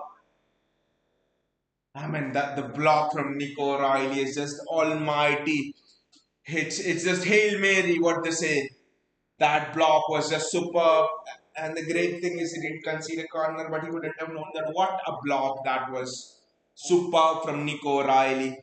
Again, the ball, I mean, these are the kind of balls I think if we are looking at someone like Erling Haaland to thrive off, I think Haaland can thrive off these kind of a ball. So see Morgan Gibbs White almost in that deep lying midfield, box to box midfield role. He's played a pass for He's played a good long ball for one of his strikers to run into.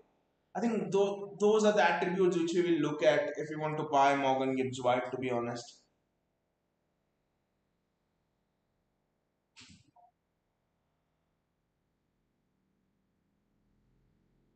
Nico O'Reilly does absolutely brilliantly there. His strength is just outstanding over there. His strength is just outstanding.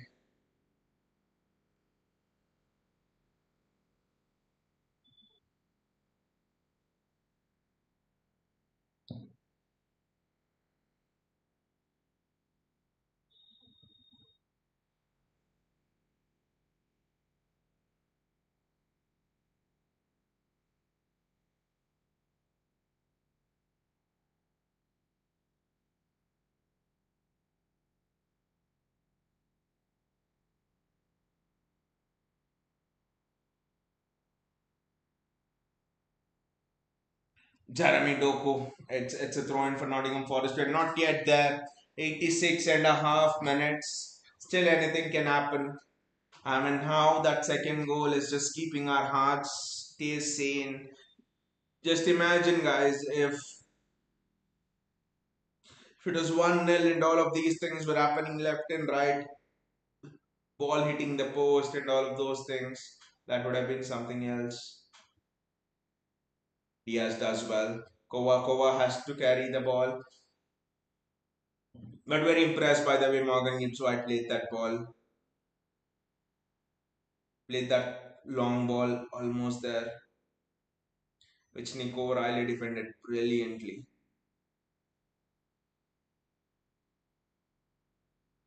Mario Kovacic.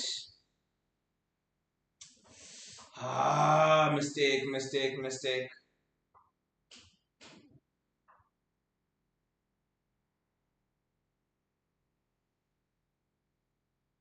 Come back into the shape, come back into the shape. Excellent from Josko Guardiola there. Jeremy Doku, take the ball and run with it. That's a free kick for Doku. Well done, Jeremy.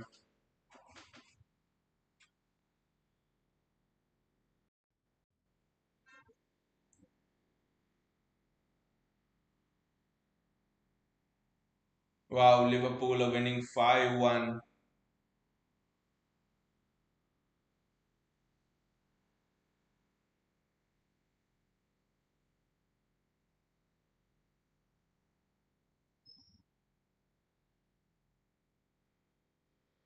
Kovacic comes off and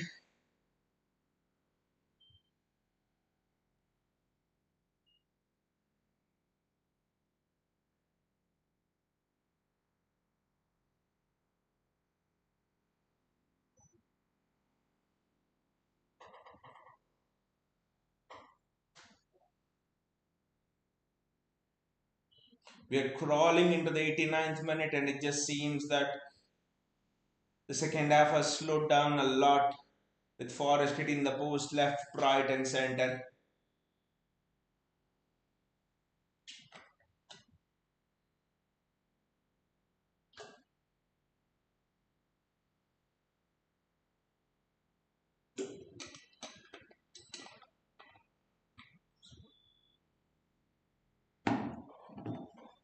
Gautam says Kushano should be bought in. Where is he? The problem, Gautam, is there's no place for Kushano, to be honest.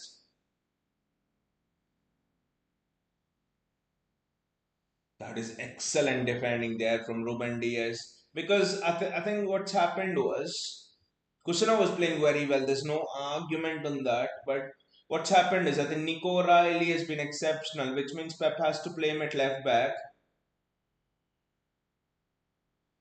Which means the only place left for Josko Guardiola is left centre back because Guardiola and Nico Riley both have been the standout players for City this season. So he shifted Josko Guardiola onto left centre back,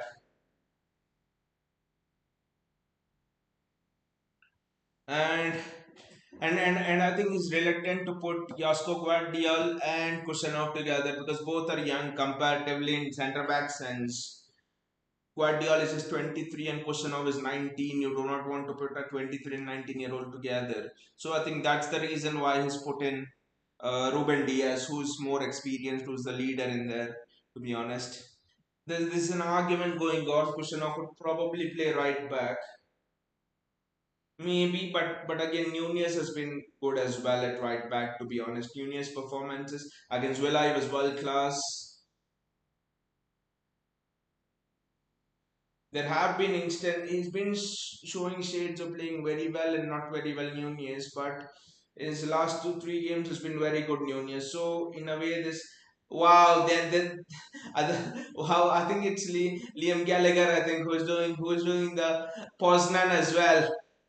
Interesting. Khaldun Al Mubarak was there as well, a chairman, and then they're doing the Poznan. The crowd is doing the Poznan. Khaldun Al Mubarak's obviously Khaldun Al Mubarak's not doing the Poznan, but Liam Gallagher is doing the Poznan. I mean, that Poznan was very good. When Liam Gallagher, I think it was good. He did it with his mates in the VIP box. This Liam Gallagher exactly. The game's not yet over. The game's not yet over. It's just the 92nd minute, to be honest. 2 more minutes after this. And you know, anything can happen in football. 2 minutes is still a long, long time in football. Anything can happen. And once a team scores one in these situations, the momentum is with them. You cannot defend them. It's impossible. The answer is you cannot concede a goal. Yes, well defended almost, but I think it's another corner. Think it's another corner for Nottingham Forest. Yes, it's another corner for Nottingham Forest. I mean, in these situations, you just cannot concede because the momentum will be, especially on neutral ground, any ground, the momentum will be with the scoring team, and that is a shit corner. I think he has attended City's corner drills for a while before this match. Excellent again. Excellent again by Nico Riley, and Jeremy Doku is off on his bike, on his sports bike. Jeremy Doku is off on his sports bike. That's a free kick. He's tried to go between two players and they just pushed him off the bike, and it's a free kick. And Jeremy Doku with that action would have just won us the match. And there, it's a free kick which nobody will be in a hurry to take. But Nico Riley, I mean, he put in an excellent challenge to deny an open goal to Anthony Elanga, and then he's put a great challenge in there as well, in that corner as well, which Forrest took earlier. So he's been superb, Nico Riley. He's done one or two mistakes defensively, but he's corrected them exceptionally well. What a kid this player is! Defensively superb, offensively superb. 10 seconds to go.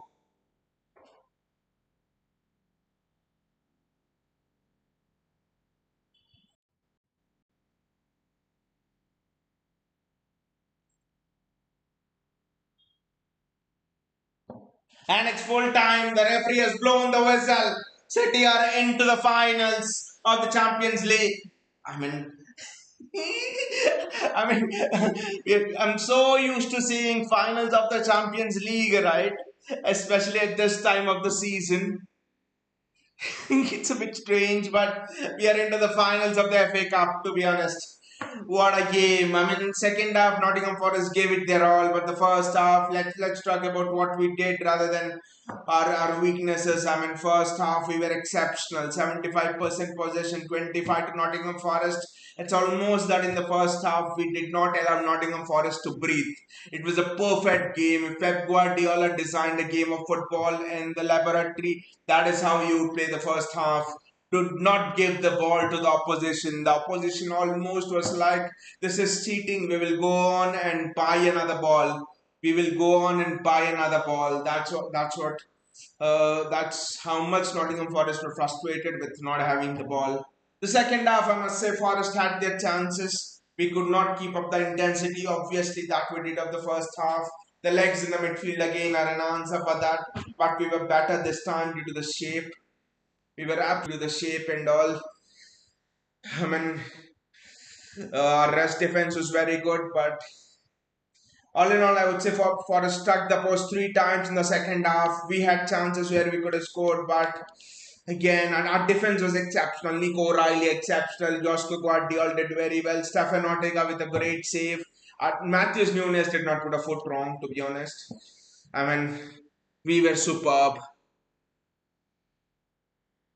JSK says we won full time. Bayaji says if it were in November, City surely would have lost. Bayaji, the point here is Morgan Gibbs White is giving an audition. Morgan Gibbs White is giving an audition to come to City, and I think he's passed the audition today. He hit the post twice, and he gave an assist for the third ball which hit the post. So Morgan Gibbs White has been post FC. Today Morgan Gibbs White has passed the audition to come to City today. But yeah, you're right. If it were November, all of those goals would have gone in. It would honestly it would have ended us winning 2-0 and Forest making a comeback and winning 3-2. That's how it would have actually ended. To be honest, if it were November. But I would say again the difference is the midfield structure, to be honest, and Nico O'Reilly. How good was Nick? How good are Nick? Targeted Nico O'Reilly. They left Elanga on Nico O'Reilly and for some time, and then I think it was Jota who came on that side, and Nico O'Reilly was exceptional. Last day challenges, the strength, the power, the finesse. What is the best position for the guy? I honestly don't know. I think it's left back, but honestly, I think the guy can play anywhere in the midfield. And also as a winger, he's that good. Via just imagine Nico O'Reilly at Brighton or Forest and City wanted him. They would straight away ask for 100 million, and and imagine if they would have asked Nico O'Reilly after he had a season like this for Forest or Brighton, 150 would have been his price. I mean, if Brighton could ask 120 for Casido with performances like these, where you almost scored what in the FA Cup, I think Nico O'Reilly has 4-5 goals already. He's putting in challenges like this. He can play multiple positions. If it's 120 for Casido, I think it's 160 minimum for Nico O'Reilly. What a jam we are having, Nico O'Reilly. This season might have been this season. I mean, I don't like to use the word unfortunate and stuff, but the season might have not gone according to how we thought. We were not up there this season, but I mean, if I'm given the choice that every 3-4 years, every 4 years after at the end of a cycle, I think a cycle is 4 years. We have one down season, and in that season you discover a Nico O'Reilly. I will gladly accept a down season after the end of each cycle after 3 years, 4 years. For every 4 years, one down season. If I'm guaranteed, I'll get someone like Nico O'Reilly. For me, this season, I know we are in the final of the FA Cup, but Premier League, Carabao Cup, Champions League wise, it didn't go well. But That post down from Liam Gallagher, you can just, I think you can just click it and frame it. It's just so hilarious. It's good. It's superb there. But I think in a way this season's been a success because of how we have found Nico O'Reilly. We have found a gem in there who have solved that big left back conundrum. And in a way, it's been a it's been a double boost. You know, they say double nitro boost in video games. If you guys would have played Road Rash or NFS, all of those games, you know, there's double nitro boost into 3x it would be because of Nico O'Reilly. It's like that for us because of Nico O'Reilly. You suddenly have Josko Guardiola playing in his preferred position at left centre back and he's doing exceptionally well. And Diaz, because of that, has been doing exceptionally well, and that is wrapping out on Nunez. This is just superb. What's happening? Gautam says my final ratings. Here we go for Morgan Gibbs White. So it's approved. It's approved by Gautam. Morgan Gibbs White just because of two. I mean, today I think a lot of fans would have given the thumbs up, including Pep Guardiola and Chairman Khaldun Al Mubarak uh, for Morgan Gibbs White. I think those shots were very good. But what struck me about Morgan Gibbs White was I was watching him keenly as well because we are heavily linked with him. And there was one ball in the 85th minute, like I think, which he played over the top from a deep lying position, almost from a box to box midfield position, you know, almost deep near the line. He plays a ball and I think it was Elanga who runs onto it, and then it was Abioni who runs onto it, and then he passes to Elanga there, and Elanga, Nico Riley does an excellent tackle. I mean, that ball just impressed me. I think that is the exact ball you would want with someone like an Erling Haaland in there from deep. Pep always wanted to buy a midfielder. I think we must remember that Pep always wanted to buy a midfielder, deep line midfielder who could play in those balls like a Perlo. He wanted to get Jorginho for that, missed. And now I think now is the chance to again. Morgan Gibbs White has the ability to do that. Playing the ball off the ground is a super strength of Morgan Gibbs White. That's what I would say. Bayaji says Morgan Gibbs White already playing for City. Don't know what Pep would have told Morgan Gibbs White before the game,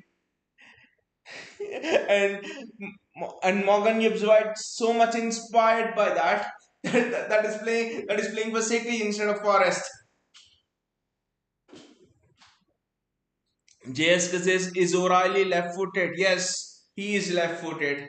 If I'm not wrong, someone can correct me. I'll just do a quick check. I think he's left-footed. I'm very sure of that.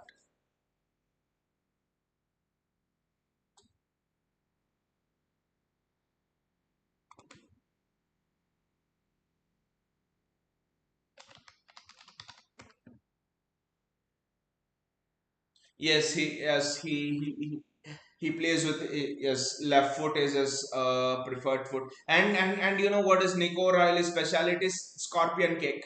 He's done it a lot in the youth leagues, you know, under 21 cities EDS. From a dead ball situation or at the edge of the box, he unleashes those scorpion kicks which we have still not seen. So there's quite a bit of stuff we still have to see from Nico O'Reilly. JSK says in finals, Rodri and Haaland will be there. I don't know about Haaland, JSK. Yes, I think Haaland should be there because Pep said, yes, I think Haaland's actually back in training if I'm not wrong. So Haaland might be there. Rodri again, I'm not sure of Rodri if he'll start Rodri because again with the ACL. See, it's not about just the injury recurring, but the biggest pain is you have an ACL, then what you do is you recover for an year and the recovery process is not good, is not easy at all. It's so painful. So I think what's in the back of your mind is the recovery process. You think if I put a foot wrong again, it could start from the middle again, the injury could recur. So I think they'll not rush back Rodri, to be honest. With Haaland, I don't know, he might start, he might not start because City in a way look better here. To be honest, we are pressing well, and also Haaland is not a necessity, to be honest. Via Jesus, Pep had O'Reilly on the bench when we were losing points game after game. CL spot would have been sealed much before. Again, Bayaji, I actually think it's, in Hindi they say takdir ka haath, hand of hand of fate. When fate places, when destiny or fate places its hand, you you you you can just it's just superb. You cannot even imagine what the result will turn out to be. I think destiny played the hand here, because you look at it. Akanji got injured for a brief while. I mean, Kusanov was also injured for a brief while, right? Akanji was injured, Kusanov was injured, Ake was injured, and John Stones was always injured from the first. So what it meant was Josko Guardiola had to play at the centre back position. There was no choice with Pep, which meant that he either had to play Nico Riley, or he either had to play Rico Lewis there at left back. And Pep thought about the physicality of the teams. You play Mata Argyle and all of them, and he played Nico Riley over there. So if Destiny did not play its hand, like for example, how did Rashford make his debut so fast for United? Because all of their strikers, that's a famous story, right? All of their strikers were injured, and Rashford was unexpectedly handed that debut, and he didn't look back. I think with Nico Riley, it's almost like fate. I mean, destiny gave him the chance, and he just took it, because destiny can give a chance to a lot of people. It's how great that he is. He took it, because just imagine if Akanji would not have been injured, surely Guardiola would have played at left back, or Ake would have been fit. Guardiola would have played at left back, or Ake would have played at left back. So I think early on, when we were losing points after points, Pep still had options at that right back and left back positions. At that left back position, mainly he had Guardiola, he had Ake to go through for a brief while, and then he had Rico Lewis who played there for a brief while. He tried Matthews Nunez over there. So Pep had options there. Pep had Guardiola there. So also I think how much we credit Nico Pep for finding a Nico Riley a new position. We must also understand that it's not all credit to Pep for giving him the chance. But again, because in all honesty, as we know, Pepe could have played a Bernardo Silva over there. But but I think Pep's hand was forced as well. I think we must remember that it's not 100% Pep. It's maybe 40% Pep, and rest all is Nico. It's Nico Riley, and Pep's hand was forced. Pep's hand was absolutely forced to play in there, and it meant that Guardiola returned to his best position. So destiny's cards for me is what has happened here. And you're right, if Pep went to this formation early on, like Nico Riley, and Matthews Nunez, and Josko Guardiola at centre back positions with Ruben Diaz, and without your wingers, you had inverted midfielders. Yeah, we could have progressed. We could have easily defeated that shitty Real Madrid team, and then I think we could have had a huge chance against Arsenal as well, to be honest, because Saka against Nico Riley, I fancy Nico Riley. The way he's defended against his physicality and all of those things. I actually think, but it's just that at that time our defenders were fit, and Pep did not see Nico Riley probably as a fitted left back. Gautam says Palace is a very tricky opponent in the final, especially what they did to Villa. But again, I think if you play like this, do not give. If you play like this, do not give possession. The strength of Crystal Palace is they try to break from the middle. So if we can deny them that space, the strength of Nottingham Forest and the strength of Crystal Palace are not so different. Nottingham Forest have Chris Wood, Crystal Palace have Mateta, equal level strikers if you ask me, at least this season in the amount of goals they're scoring and stuff. Forest have Morgan Gibbs White, and Palace have Isa there. Forest have Elanga, Palace have Ismail Assar. There's not a lot of difference in the way they play.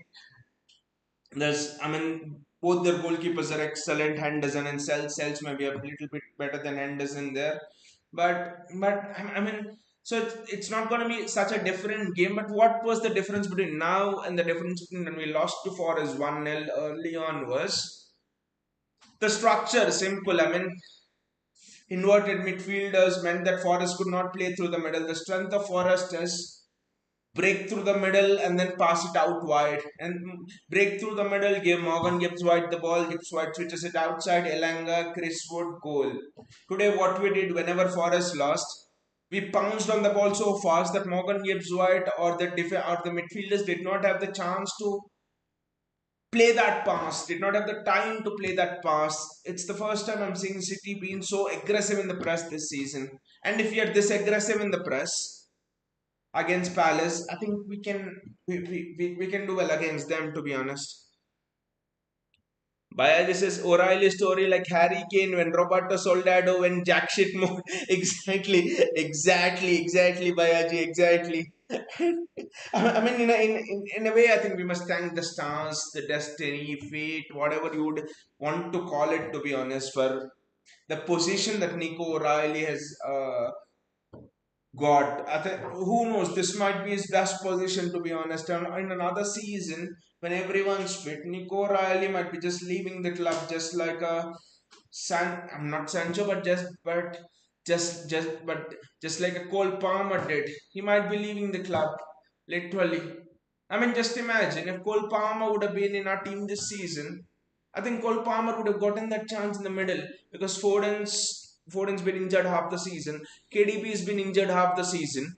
Gundogan had to play CDM. We were struggling without an attacking midfielder. It's just that with Palmer, fate just decided to play different cards. When Palmer was trying to break into the team, that Gundogan, De Bruyne, and Rodri at their absolute peak and prime. It's just that the cards that fate has dealt to Palmer and O'Reilly for me. But yeah, this is at least Pep playing a study back for nowadays. He has to. I think his hand has been dealt in that way by Aji, to be honest. Matthews Nunes world class, Nico Riley world class in terms of performances. Guardiola world class, Ruben Diaz world class, and each of his defenders have been giving an assist or scoring a goal. Nico Riley against Palace, Matthews Nunes against Villa, Josko Guardiola today. I think O'Reilly with an assist the match 2 matches before. I don't remember whether it was Nunez or O'Reilly. So so so I think it's super. What I do not want to see now is Pep bringing Akanji to center back and sending Guardiola to left back. That will be shit again. I do not want to see that, to be honest. Anyway, again, I mean, it's been such a while since we have had weekends like this, right? Where we just you know, enjoy the City game. We have been through some gruesome weekends. I remember with Brighton 1-0 up, 2-1 down. It was on a Saturday. I think there were Sundays when I think it was a Chelsea game, if I'm not wrong. We lost. I think Arsenal was on a Sunday where it was very bad. I think 5-2 or something, which we lost. I mean, I mean, I mean, I mean, after how, I mean, I'm just remembering after how many weekends have we got this sort of a weekend this season where we can just enjoy. Countanya is here. Hey, Countanya, how are you doing? He says, a good weekend for you. Emma and City wins.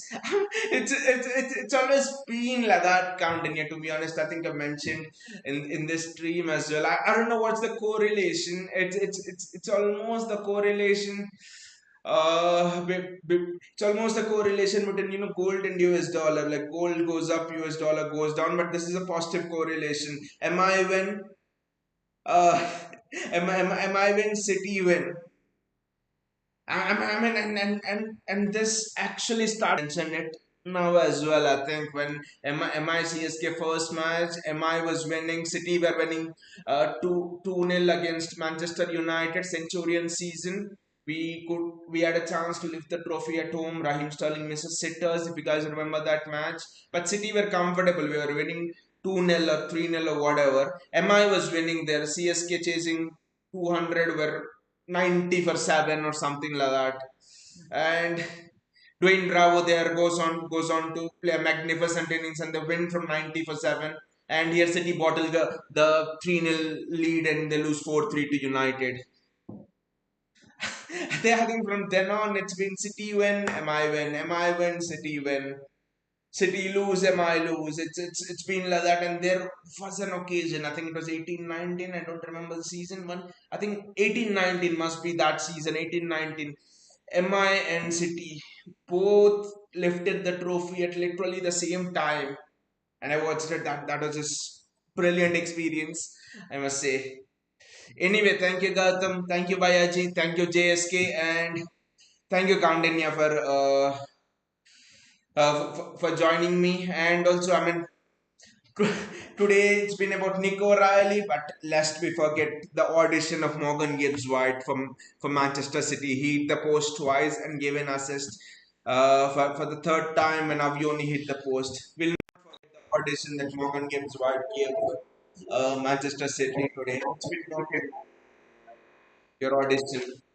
And City fans are already have a soft corner for you.